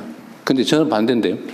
왜냐하면 정부가 어디 특정 지역을 개발을 하면 정부에서 그 도서관 부지도 도서관도 지어주고 공공시설 지어서 도로 지어서 다 그냥 무상기속시키잖아요. 기부채 나가잖아요. 그렇습니다. 예. 그 공공시설인데 그걸 꼭 땅값을 20%는 받아야 되겠냐. 한 5%만 받고 해주면 안 되겠냐. 근데 이제 그렇게 되면은 그에 따른 여러 가지 철도 부지에 관련된 땅도 아마 여러 가지 법 개정도 같이 동시에 아마 이루어질 겁니다. 그 비슷한 땅들이 전국에 산재해 있기 때문에 미군기지 문제만 하면 되죠. 왜냐하면 미군기지만 특별법으로 왜냐하면 미군기지는 그 동네에 수십 년 동안 그 지역을 장악을 해가지고 점유를 해가지고 동네 발전을 가로막아 왔잖아요. 피해를 봤잖아요. 공짜로 달라는 게 아니고 지금까지 정말 특별한 희생을 엄청나게 오랫동안 치렀는데 그거를 굳이 꼭 그렇게 20%든 꼭 받아야 되겠냐. 인심 쓰는 김에 좀 더 깎아주라 라는 게 저는 약간 공감이 가거든요. 그거 한번 좀 더 고민해 주시고요. 네, 알겠습니다. 두 번째로는 임대와 그 매각대금 할부 이런 상당히 괜찮은 조건이긴 하던데 여전히 별로 뭐 그렇게 뭐 해보겠다는 데가 없는 것 같죠. 아직까지는 지금 반응이 별로 없죠. 뭐 저요 손든 지자체는 없습니다. 이것도 지방 정부에 팔 생각만 하지 말고 SPC를 만들든지 정부가 좀 나서서 위험 부담을 하고 좀 개발을 해보면 안 될까? 그 고민도 한번 해봐 주세요. 네, 그거 가지고 있으면 뭐 하겠어요? 지금 10수년 이미 가지고 있으면서 아무것도 못 했잖아요. 그렇습니다. 네. 고민을 좀 해주세요. 좀 더 전향적으로. 접어서. 제가 경기 북부 도지사 출신 아닙니까? 네? 잘 알겠습니다. 그리고요, 다 국방부 얘기는 다 했습니다. 다 했고. 그다음에 소속 기관들 잠깐 볼게요. 국방전직교육원은 전직을 지원하는 곳인가 봐요. 네. 네, 국방전직교원장입니다. 맞습니다. 열심히 해주세요. 네, 알겠습니다. 전쟁기념사업회는 어디 있어요? 네. 여기는 전쟁기념관 관리하나요? 네. 관리하고 또 4가지 주요한 일을 하는데 공공외교 기능, 어린이 박물관하고 또 아카데미 기능을 하고 있습니다. 네, 여기도 열심히 해주시기 바랍니다. 자, 국방연구원.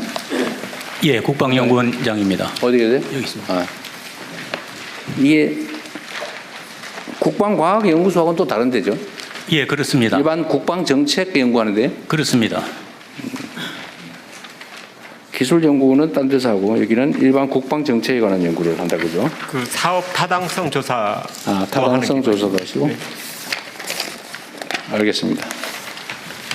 병무청 거 잠깐 볼게요. 병무청은 요새 뭐 병력 비리니 뭐 이런 게 별로 얘기가 안 되는 것 같아요. 네, 열심히 병역 면탈 방지를 위해서 열심히 노력하고 그래서 있습니다. 예. 최초의 여성 병무청장이시라면서요? 네, 맞습니다. 네. 기대에 응하지 않게 열심히 잘해 주십시오. 네, 열심히 노력하겠습니다. 방사청은 이 세부적인 내용을 얘기를 하기 전에 아까 발표하면서 마지막에 하셨던 말씀, 업무를 좀 조정하고 소속을 바꾸자 얘기하셨어요? 네. 그거 조금 자세히 얘기해 보실래요? 저기 국방부에서 섭섭해 하실 것 같은데? 옆에 보니까 밉지 않으세요? 탈출하려고 그래요? 제가 저 의원 시절에 이 방위사업청을 보존하고 지키기 위해서 아주 심혈을 기울였는데 오늘 의정 활동을 해야겠는데. 예. 우선 그 최근 캐나다 잠수함 사례에서 보는 것처럼 간단하게 좀 해주세요. 너무 예. 길게는 말고. 예. 국제 방산 시장 환경이 대단히 많이 그 바뀌어서 절충 교역에 대한 뭐 요구도 방산과 비방산을 섞어서 요구할 정도로 환경이 많이 바뀌었고 그런 그 국제 환경 변화에 대해서 국가 전 역량이 집결되어야 되는 필요가 있는데 이걸 지금은 비서실장님을 여기 전략 특사로 임명해서 그 이 변화 환경에 적응을 하고 있지만 이게 언제까지나 지속적 체계적으로 이렇게 대응하기는 어려운 것이기 때문에 상시적 조직 체계 개편이 필요하지 않겠냐 하는 것이고요. 그리고 처음에 방사청 출범은 사실은 획득을 중점적으로 조직이 편성됐는데 이제는 국정과제 자체가 방산 4강에 맞춰질 정도로 큰 패러다임 전환이 있기 때문에 그 패러다임에 맞는 행정 개편이 필요하겠다. 그렇다고 한다면 차제에 여기 차로 승격해서 전 부처에 대한 조정과 역량 결집 뭐 이런 게 하게 했으면 좋겠다는 것이고요. 그리고 이제 이렇게 하는 김에 저희의 업무 그 내용 속에 군 소요에 대한 획득만이 아니고 어제 대통령님께서 소방 그 산불 헬기와 국가연 공동개발 말씀을 하셨는데 그 전 부처에 흩어져 있는 헬기나 함정처럼 전쟁 시 동원 자원이 될 수 있는 그런 그 국가 자원, 국가 방위 자원에 대해서도 통합적인 사업 관리를 할 필요가 있다고 생각되고요. 그런 통합적인 사업 관리를 한다면 국가연과의 공동개발 문제는 자연스럽게 해소되는 문제라고 생각을 합니다. 그래서 기능적으로는 그런 그 전 부처의 획득 그 사업에 대한 통합적 관리라는 측면, 그리고 방산 역량을 획기적으로 늘리는 그런 측면에서 말씀드리는 겁니다. 핵심은 이게 국방부 산하의 방위사업청은 무기 조달, 구매, 뭐 조달 이런 것만 주로 했는데 이제는 연구개발 또 협업. 원래 획득 속에는 구매와 연구개발을 다 합쳐서 획득이라고 하고요. 이제 그 방산 수출은 사실은 획득의 파생적 기능처럼 그동안 다뤄져 왔던 게 사실인데 이제는 적어도 이게 균형적인 그 사업이 되었다는 것입니다. 내부 토론 안 해보셨죠? 네. 내부 토론 아직 안 해봤습니다. 제가 뭐 처음 듣는 얘기인데요. 처음 듣는 얘기가 방사청장님 좀 미움받으실 것 같아요. 사실 방위사업청은 획득 예전에 린다김 등 여러 가지 방산 비리 때문에 방위사업청이 2006년도에 출범을 했는데 그때 획득과 R&D 연구 개발이 양대 축이었습니다. 근데 R&D 연구 개발을 지난 정부에서 국방부로 그걸 가지고 올라간 걸 제가 그걸 막았었거든요. 그러면 이게 방위사업청이 껍데기가 되기 때문에 아래 연구개발을 가지고 오면은 또 다른 제2의 비리 사건이 터질 수 있다. 그래서 그건 안 된다. 방위사업청에다 놓는 게 맞다. 주축이 획득과 R&D 연구개발입니다. 근데 R&D 연구개발인데 이 분야에 대해서 지금 청장님이 말씀을 하셨기 때문에 한번 여러 가지 한번 토의를 한번 해볼 필요가 있다 생각합니다. 그러니까요. 뭐 오늘 여기서 결정 날 건 아니고 일종의 제안이니까 한번 고민을 해보는데 지금 이게 이제 방사청이나 국방부 단위에서 처리가 안 돼서 지금 비서실장을 방위산업 특사로 해가지고 지금 대외 무기 거래 분야는 지금 일종의 협의랄까 뭐 이런 걸 하고 있는 중인데 이게 지금 그러니까 국방부의 단독 사업을 하기는 너무 광범위하다 업무가 그런 얘기죠. 예. 광범위한 것도 있지만 사실은 방산 수출과 관련된 기능에 수출 그 정책 지원 또 협력 그리고 한 가지는 이게 방산 수출 정보를 취합하는 것 이런 그 기능을 늘려야 비로소 행정적인 그 지원이 가능할 수 있는데 비서실장 얘기 잠깐 들어볼까요, 그럼? 네, 뭐 지금 이제 예전에 방위산업은 무기를 사고 팔던 요 단순한 관계에서 이제 국제시장이 엄청 많은 비용을 들여서 우리가 무기를 판매하려고 하고 있는데 반대급부로서 경제적 지원이라든지 산업 수출이라든지 이렇게 복합적으로 논의되고 있는 게 사실입니다. 그래서 그런 부분에 여러 가지 환경이 좀 달라지기 때문에 국방부 장관님과도 충분히 좀 논의해서 향후에 좀 고민해 볼 필요가 있다고 생각합니다. 그러니까 저도 이번에 이제 순방을 다니면서 정상들과 얘기를 좀 해보면 사실 방위 분야에 대한 관심들이 상당히 높고 특히 대한민국 무기 체계에 대한 선호도가 엄청 높아요. 대신에 단순 구매는 안 한다. 뭐 대체적으로 당연히 현지 생산해라, 대응 구매해라. 또 주변 국가와의 외교적 관계는 어떻게 되냐. 예를 들면 뭐 사거리 문제는 어떻게 해결할 거냐 등등 매우 복합적이더라고 보니까. 만들어 파는 정도가 아니고 하여튼 외교부 그다음에 산업부 왜냐하면 그쪽이 현지 뭐 산업 기술 지원을 해줘야 되기 때문에 그런 복합적인 요소가 있긴 한 것 같아요. 그렇습니다. 예. 그래서 하나의 무기 체계를 어떤 부처가 혼자 할 수 있는 시대는 아니고 유관 부처가 시스템으로 유기적으로 이렇게 움직여야 됩니다. 예컨대 만약에 청장님이 한 생각대로 된다 하더라도 각 정부의 각국에 나가 있는 무관들의 여러 가지 정보 척보를 그게 집약하지 않으면은 이게 생산할 수가 없는 그런 부분도 있기 때문에 여러 가지 다부처가 같이 해야 될 사항이라고 생각합니다. 논의를 한번 해보십시오. 그러니까 지금 방사청의 업무가 지금 재편돼야 된다고 얘기하시는 거죠? 그렇습니다. 그죠? 예. 그 실제 지금 장관님 말씀에 뭐 깊이 공감하고요. 그 뭐 무관 정보 뭐 이런 것들도 같이 공유해야 된다고 생각을 하는데 중요한 건 제가 청장으로 와서 보니까 방산진흥본부를 만들자고 하는 제안을 했는데 결과가 직원 2명 늘려주는 걸로 끝났습니다. 그 이런 뭐 방산진흥본부가 왜 필요하냐? 그러니까 그 근본적으로 이 틀 자체를 크게 생각하지 않으면 공무원 증언해달라는 식의 요구처럼 듣습니다. 그런데 이건 그 조직 전체 측면에서의 기능적 보강이고 부처 간의 다부처 간의 협업을 어떻게 끌어내느냐, 그걸 어떻게 조정하느냐 그 차원에서 문제를 봐야 된다는 겁니다. 이 문제는 뭐 이 정도 하고요. 비서실장께서 사실 실제 총괄이니까 나중에 한번 국방부하고 같이 한번 의논을 해보시죠. 네, 알겠습니다. 네. 그리고 이제 세부적인 내용 중에 사람들은 아까 우리 장관님께서 말씀하신 것처럼 무기 조달 그러면 딱 떠오르는 사람 있죠. 무슨 김이라고. 그처럼 부정부패에 노출될 위험이 높죠. 요즘 많이 투명화되긴 했는데. 네. 근데 이 문제에 대해서 부정부패 문제나 불공정 문제에 대한 대응책이랄까? 뭐 이런 거는 지금 언급이 잘 안 되고 있는 것 같은데 어떠세요? 사실은 방산 비리 그러면 예전에는 상층 부패였습니다. 네.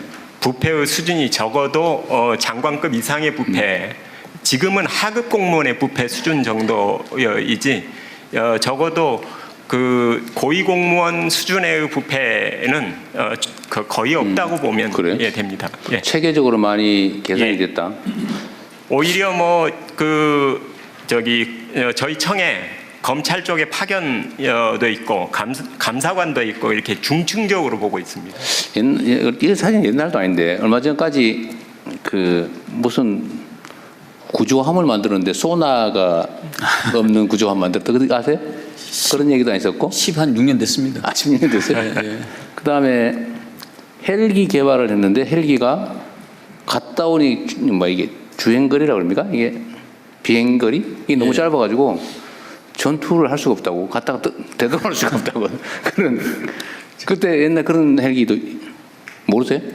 지금은 오히려 절차가 굉장히 엄격하다 보니까 그 엄격한 절차 때문에 사업이 장기화되는 게 거꾸로 문제입니다. 그게 문제. 예.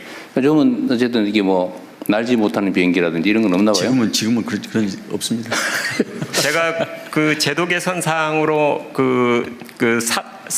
사업 타당성 조사 관련한 면제 기준을 좀 상향해야 된다는 걸 그 제도 개선 사항으로 여러 번 말씀드리는데요. 여기 사업 이제 사타라고 줄이는데요.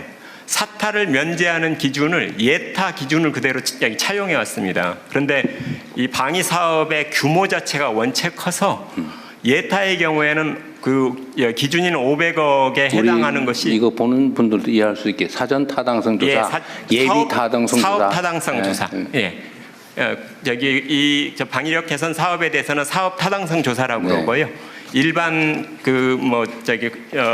건설 뭐 이런 등등 시설 이런 그 사업의 경우에는 여기 예비 타당성 조사라고 합니다. 근데 같은 500억을 가지고도 예타의 경우에는 그 면제가 거의 60% 이상입니다. 그런데 사타의 경우에 있어서의 면제 기준을 그대로 적용하면 겨우 3%입니다. 네. 그러니까 이제 이거에 의해서도 굉장히 그 사업이 많이 지체되고 있는 현실입니다. 하여튼 조달 관련된 무기 획득 절차와 시간이 너무 복잡하고 길다는 얘기는 있긴 해요. 예.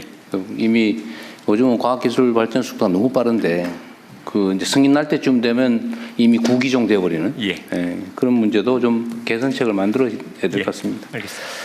어쨌든 아까 무기산업 관련해서는 어쨌든 국내 기업들, 중소기업들, 벤처기업이나 스타트업들에게 기회를 많이 주자라는 거는 좀 각별히 신경 써주시고요. 어쨌든 뭐 많이 없어졌다고는 하지만 여전히 국민들 사이에는 이런 의심이 있기 때문에 부패와 불공정 문제가 제기되지 않도록 엄격하게 잘 관리하시기 바랍니다. 알겠습니다.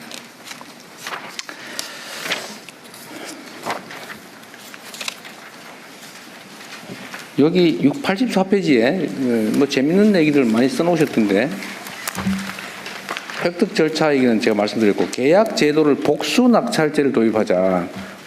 이게 어떤 거예요? 단수로 한 기업만 하지 말고 할 때 2개를 동시에 하자 그런 얘기예요? 원래 복수 사업자가 있으면 경쟁 입찰을 하는 게 원칙인데 지금까지 그렇죠. 예. 그런데 복수 사업자 이 방위사 얘기 그 사업 업체가 품목별로 거의 한정적인 구조고 대체로는 과점 구조입니다. 딱 한 군데만 찍어서요? 한 군데만 찍는 게 아니라 대체로는 어떤 체계별로 2개 기업이 치열하게 경쟁을 하는데 이게 과당 경쟁에 여기 폐해가 많아서 경쟁의 공정성을 취하자는 것이 거꾸로 성능이나 뭐 이렇게 국익 측면에서 오히려 부정적 효과를 내는 경우들이 많아서 차라리 그런 경우에 복수 낙찰을 통해서 서로의 그걸 좀 조정해가는 방식으로 그건 양면이 있는 것 같아요. 이제 경쟁을 통해서 얻는 이익 또는 경쟁을 통해서 얻게 된 불이익 있는데 복수 낙찰제도 역시 마찬가지로 그런 이익도 있지만 또 한편으로는 담합을 경쟁을 배제하는 그런 문제도 있겠죠. 그건 이제 저희가 입찰 제안서를 어떻게 기준을 잘 세우느냐에 따라서 상당한 정도는 걸러낼 수 있습니다. 그렇죠. 단수 낙찰이냐 복수 낙찰이냐 어떤 게 절대적으로 옳다고는 할 수 없고. 그렇습니다. 네, 그 장단점을 잘 살려서 뭐 적절하게 선택하면 되겠죠. 네.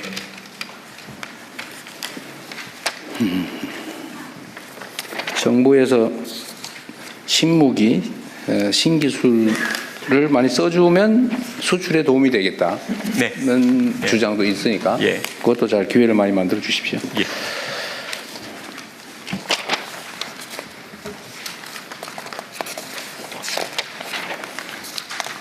약간 위험하니까 부패, 부정, 불공정 이런 소리 절대 안 나오게 잘 처리해 주십시오. 국방과학연구소는 소장님이 계신가요 지금? 네, 국방과학연구소장 이건원입니다. 제가 전에도 한번 물어봤던가 모르겠는데 전투기를 개발하는데 왜 공대공 미사일은 개발을 안 했을까? 그 설명할 수 있어요? 네, 당시에 많은 논의가 있었는데 그 시기를 잡지 못하고 그 타당성이나 기술적 수준에서 리스크가 있다고 판단해서 군에서도 적극적으로 가지 못했던 그런 내용으로 알고 있습니다. 만약에 그러면 지금 우리가 이제 전투기 개발해서 해외 수출도 하는데 지금 해외에서 공대공 미사일을 구매를 못 해가지고 미사일 장착도 못하고 팔게 생겼다면서요? 예, 출발이 같이 갔었어야 되는 게 맞았습니다. 지금 공대공 미사일 구매가 안 돼요? 공대공 미사일 초기 버전은 유럽산으로 구매를 해서 장착을 하고 그 이후 버전은 저희가 지금 개발을 시작을 했습니다. 못 사고 있어요? 아니 그러니까 전투기를 팔면 거기에 쓸 수 있는 공대공 미사일을 붙여서 팔아야 될 거 아니에요? 그렇습니다. 그 부분은 저희 영역이 아니어서 제가 답변 드릴 수가 없습니다. 그래요? 딴 데서요? 예, 저희 사업부의 부장. 여기는 의뢰된 연구만 하는 거니까 모를 수 있다는 거죠? 답변. 예, 카이 대표이사 차재병 부사장입니다. 네. 그 카이가 설명하면 되겠네요. 어디 계세요? 예, 아마도 대통령께서 지적하신 부분은 FA50 폴란드 수출 관련해서 아마 지적하신 내용 같습니다. 저는 내용 잘 몰라요. 하여튼 그런 얘기 있대요. 예, 죄송합니다. 그 FA50 같은 경우에는 저희가 이제 수출을 하면 기본적으로 공대공 미사일이 장착이 돼서 같이 판매가 되고 있고요. 그 해당 미사일은 보통 해당국에서 미국으로부터 직접 구매해서 사용을 하고 있습니다. 그리고 지금 폴란드 같은 경우에는 이제 가장 최신형 미사일인 저희가 AAM-9X라고 하는 이제 최신 미사일이 있는데 이 부분에 대한 통합을 요구를 해서 이 부분은 현재 지금 통합이 진행 중이고요. KF-21을 예를 들어서 말씀을 드리면 KF-21은 저희가 독자 플랫폼으로 개발을 했기 때문에 무장 통합을 저희가 독자적으로 할 수 있습니다. 그래서 그 현재는 유럽의 IRST라는 미사일이 통합이 돼 있고요. 앞으로 수출을 하게 되면 저희가 레이더도 자체 보유하고 있고 무장 통합을 우리 순수 국내 기술로 할 수 있기 때문에 이제는 국산 미사일을 개발해서 얼마든지 저희가 통합해서 수출을 할 수 있는 그런 환경이 마련됐습니다. 지금은 문제가 없다는 거예요? 예, 그렇습니다. KF 수출에는 전혀 문제 없습니다. 저 뒤에 손 드신 분은 예, 방위사업청 한국형 전투기 사업단장입니다. 제가 KF 사업을 담당하고 있습니다. 정확히 말씀드리면은 유럽의 그 미티어 무장 등을 살 수 없는 게 아니고 일부 최소 수량을 지금 구매한 거고 예산과 전력화 일정을 고려 최소 수량을 구매한 거고 향후에 국내 그 공대공 미사일이 개발되면은 그 부족한 수요를 채우겠다 그런 정책으로 지금 확보하고 있는 겁니다. 그러니까 지금 유럽산 무장을 살 수 있느냐 없느냐에 있어서는 돈을 주면 살 수 있는 상황입니다. 그래요? 언제쯤 우리는 그러면 공대공 유로탄 개발이 되나요? 그게 목표 시기가 있을 거 아니에요? 예, 저 국방부 자원관리처장 보고 드리겠습니다. 이쪽에 있습니다. 저 뒤에도 누가 손을 드는데? 저 실무자신가 본데 그쪽 뒤에서 얘기해 보시죠. 네, 방위사업청 유도무기사업부장 오성식입니다. 그 KF-21은 양산이 32년에 완료가 되는데 단거리 공대공 미사일은 33년 하반기 양산 착수해서 35년에 완료가 됩니다. 그럼 그 사이에 상당히 간극이 많이 생기는데 몇 년? 그래서 지금 해외에서 지금 구매해가지고 일부 소요를 지금 확보할 예정이고. 확보할 예정이다. 예, 예. 그 얘기인가 보네요. 아까 하실. 예, 국방부 자원관리시장입니다. 사실 방금 말씀드린 내용을 설명드리려고 했었는데요. 똑같은 얘기로 지금 먼저 우리가 개발하는 공대공 미사일을 장착하기 전에는 유럽으로부터 사와서 장착을 하고 그 부족분에 대해서는 우리가 개발한 거를 이제 장착을 하는 그런 것으로 나중에 예, 보완해 준다. 개발이 완료가 되면 예. 하여튼 확정된 건 아니라서 그런 걱정을 하는 쪽이 있나 보군요. 근데 처음에 KF-21이 전력화되면서 공대공 미사일은 같이 패키지로 들어오게 돼 있습니다. 네, 잘 해결하시기 바랍니다. 그리고 여기 국방과학기술연구소, 제가 어제 소방 쪽에다 이 얘기를 해놨는데 소방 관련된 장비 있잖아요. 소방 예를 들면 화재 진압을 하려면 불 속으로 우리 소방관들이 뛰어들어가고 뭐 이러는데 요즘 세상에 왜 그렇게 하냐. 좀 자동 소화 로봇이든지 뭐 이런 거 좀 개발해서 하면 안 되냐. 그런데 사실은 소방연구소 뭐 이런 게 있긴 있는 모양이던데 거기는 거의 연구 인력이나 연구 규모가 너무 작아서 쉽지가 않은 것 같아요. 근데 이건 군 장비로도 거의 비슷할 것 같은데 국방연구소, 과학연구소가 소방하고 협업해서 같이 개발하면 어떨까 그런 생각이 들던데 그거 좀 어떠세요? 아까 우리 청장님 얘기를 좀 들으신 것 같은데.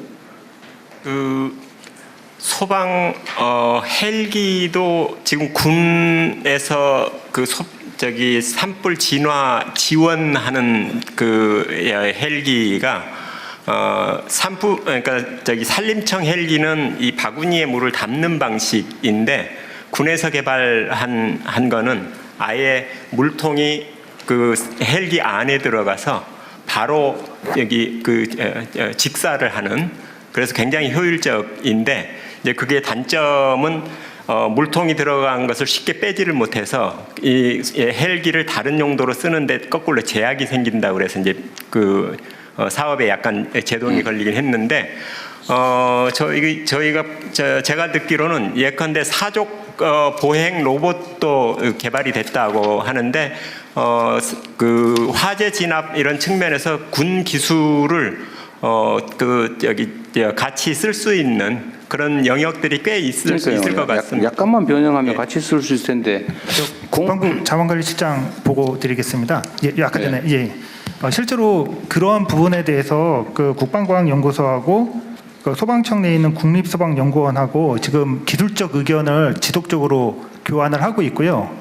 두 기관 간에 기술 협의체를 구성을 했습니다. 그래서 국방과학연구소에서 이걸 소방에 쓸 수 있다는 기술 과제들 가지고 있는 것과 개발하고 있는 것을 지속적으로 정보를 공유하고 있고, 실제로 국방소방연구원에서 필요하다고 한다면 그거를 같이 협업을 할 수 있는 구조는 돼 있는데, 이게 이제 9월부터 좀 본격적으로 시작을 했기 때문에 좀 더 속도감 있게 진행을 하도록 하겠습니다. 네.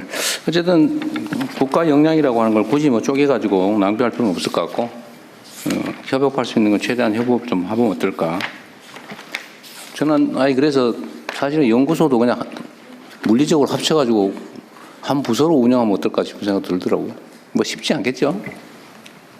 똑같은 청인데. 하여튼 검토를 한번 해봐 주세요. 좀 효율적으로 할 수 있게. 대통령님, 여기 국방기술보호국장입니다. 네. 일단 대통령께서 지시를 하셔가지고 소방청하고 저희 방사청, 국방부, ADD가 현장에 있는 소방관 어디 있어요? 여기 있습니다. 예, 연구원들이 모여가지고 그동안 국방 쪽에서 개발된 기술 중에 소방청에서 사용할 수 있는 기술들을 한번 시연을 했습니다. 네. 그래서 일단 여러 개 기술 중에 10개를 업체 주관으로 한번 시연을 했고요. 네. 그 중에 이제 4개가 선정이 돼서 2개 같은 경우는 즉시 구매를 통해서 활용할 수 있다고 식별이 되었고, 2가지 과제에 대해서는 좀 더 소방 쪽에 적합화시키게 개선이 필요하다고 해서요. 네. 내년도 예산이 태워져서 같이 개발할 수 있는 상황이 되었습니다. 네, 알겠습니다. 아까 뭐 얘기하시려고 그랬었어요? 아니 아까 그 대통령님 말씀하신 그 미사일 구매에 관한 답변을 드리려고 네. 했는데 다 답변이 다 돼서, 했어요? 예. 네. 자, 그리고 국방기술 품질은 네, 국방기술 품질원 원장 신상범입니다. 여기는 뭐 품질을 관리하는데요? 네, 그렇습니다. 이미 납품된 무기나 장비들을 체크해 보는 거예요? 납품이 되기 전에 사용자 요구사항이 충분한 성능을 발휘하는지 품질을 보증하는 기관입니다. 알겠습니다. 국방기술진흥연구소는 부설로 있는데 이거는 ADD 국방과학기술연구소하고 어떤 관계예요? 네, 국방기술진흥연구소장 손재웅입니다. 국방과학연구소는 주로 무기 체계를 개발하고 핵심 기술을 개발하는 임무를 수행하고 있고요. 저희는 무기 체계에 소요되는 핵심 기술을 식별해서 핵심 기술을 개발하기 위한 기술을 기획하고 평가하는 일을 담당하고 있습니다. 불필요한 일은 전혀 아니다. 그런 말씀이죠? 그리고 또 하나 하고 있는 게 지금 방위사업청이 주관하고 있는 방산 육성이라든가 방산 수출 지원 업무를 저희가 지원하고 있습니다. 네, 수고 많으시고요. 자, 이제 제가 물어본 건 다 했는데 혹시 말씀하실 게 있거나 뭐 하신 분들은 말씀하십시오. 네, 말씀하십시오. 네, 마이크 갖다 드리시죠. 예, 대통령님, 저 국가보훈부 제대군인 국장입니다. 오늘 업무보고 과정에서 제대군에 대한 말씀이 하나도 없어서 제가 좀 서운해가지고 마이크 손 들었습니다. 말씀하세요. 아까 보고에 있던데. 예, 그래서 제가 지금 제대국장을 하면서 지금 우리 전 국민의 1,600만 명이 제대군인 병력 의무를 이행한 사람이고 전 국민의 31% 남자의 62%가 제대군인입니다. 그래서 제대군인 정책에 지금 우리 국가 정책에서 가장 아픈 손가락이 그 예비군 훈련 받는 청년 제대군인 그리고 두 번째는 초급 간부 세 번째는 19년 6개월 미만이 돼서 연금을 받지 못하는 제대군이 세 그룹이 우리의 가장 아픈 손가락이라고 저는 생각합니다. 예를 들자면 청년 제대군인 예비군은 2박 3일 동안 동원 훈련을 받는데 10만 원 미만의 최저임금이 안 되는 돈을 받고 있습니다. 그리고 8년 동안 국가를 위해서 동원 훈련을 받고 있습니다. 그래서 그거 증액해 주기로 하지 않았나요?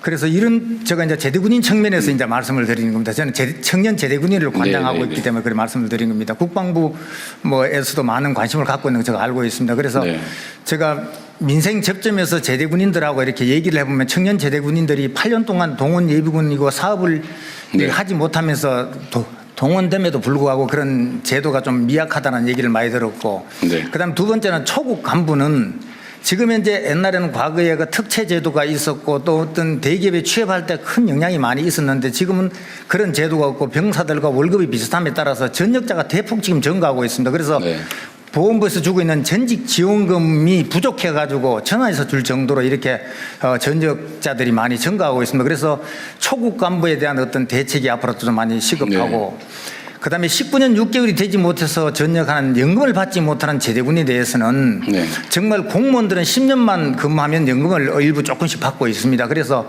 이것도 앞으로 예비군 훈련을 8년 받으면 가산점을 좀 준다든가 연도를 산정해서 이런 병력 혜택 연금을 받는 기간을 산정한다든가 하는 그런 국가 정책이 조금 더 나와야 이게 19년 3개월 하고 나오면 연금을 못 받습니다. 그럼 이건 중산층으로 떨어지는 그런 경향이 있고 나이도 젊은데 어떻게 살아갈까 막연한 것이 많이 있습니다. 그 대통령께서 제대군인에 대한 어떤 이런 관심과 정책을 좀 많이 이렇게 해주시면 정말 감사하겠습니다. 오늘 이런 말을 할 수 있는 기회를 주셔서 감사합니다. 앞으로 열심히 하겠습니다. 감사합니다, 대통령.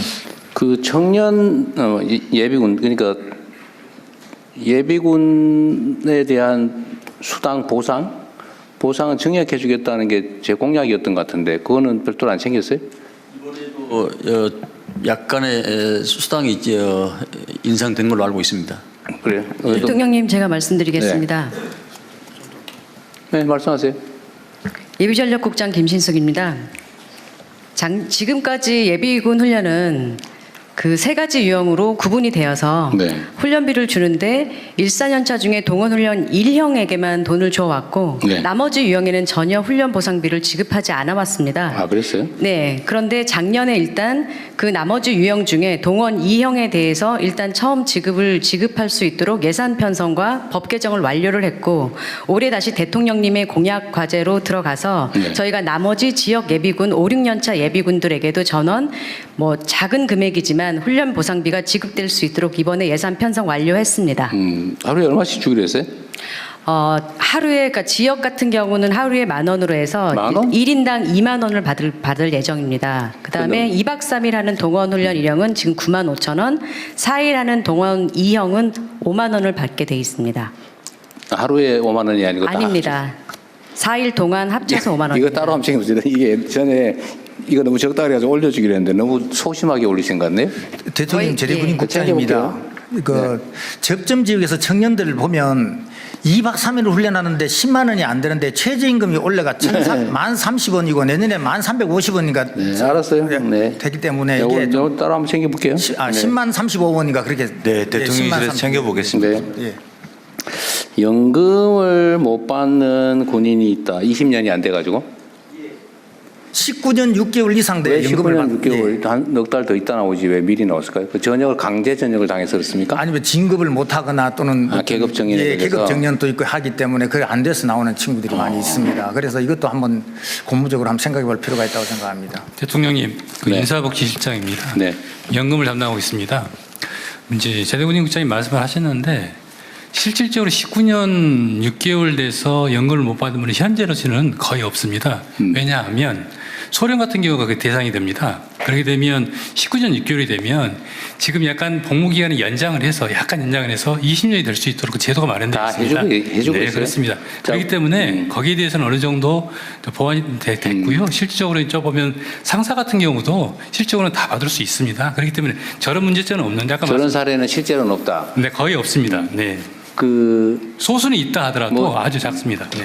그런 것 극히 예외적인 경우다. 그러니까 나름 그런 문제에 대한 보완책은 만들어놨다는 얘기군요. 그렇습니다. 그 여기는 그러면 이제 저분은 이렇게 얘기할 것 같아요. 19년 6개월 아니고 19년 1개월 된 경우도 있다. 할 것 같아요. 그런 경우는 그런 경우는 제가 좀 살펴봐야겠습니다. 그것은 자신 없습니다. 진짜 살펴봅시다. 네, 알겠습니다. 이게 아마 계급 정년 때문에 생기는 문제 같아요. 어쩔 수 없이 강제로 전역을 당하니까. 대통령님, 그 미국 같은 경우에는 요건 여기까지만 하면 좋을 것 같은데. 죄송합니다. 그럼 요건 여기까지 하고. 예. 네.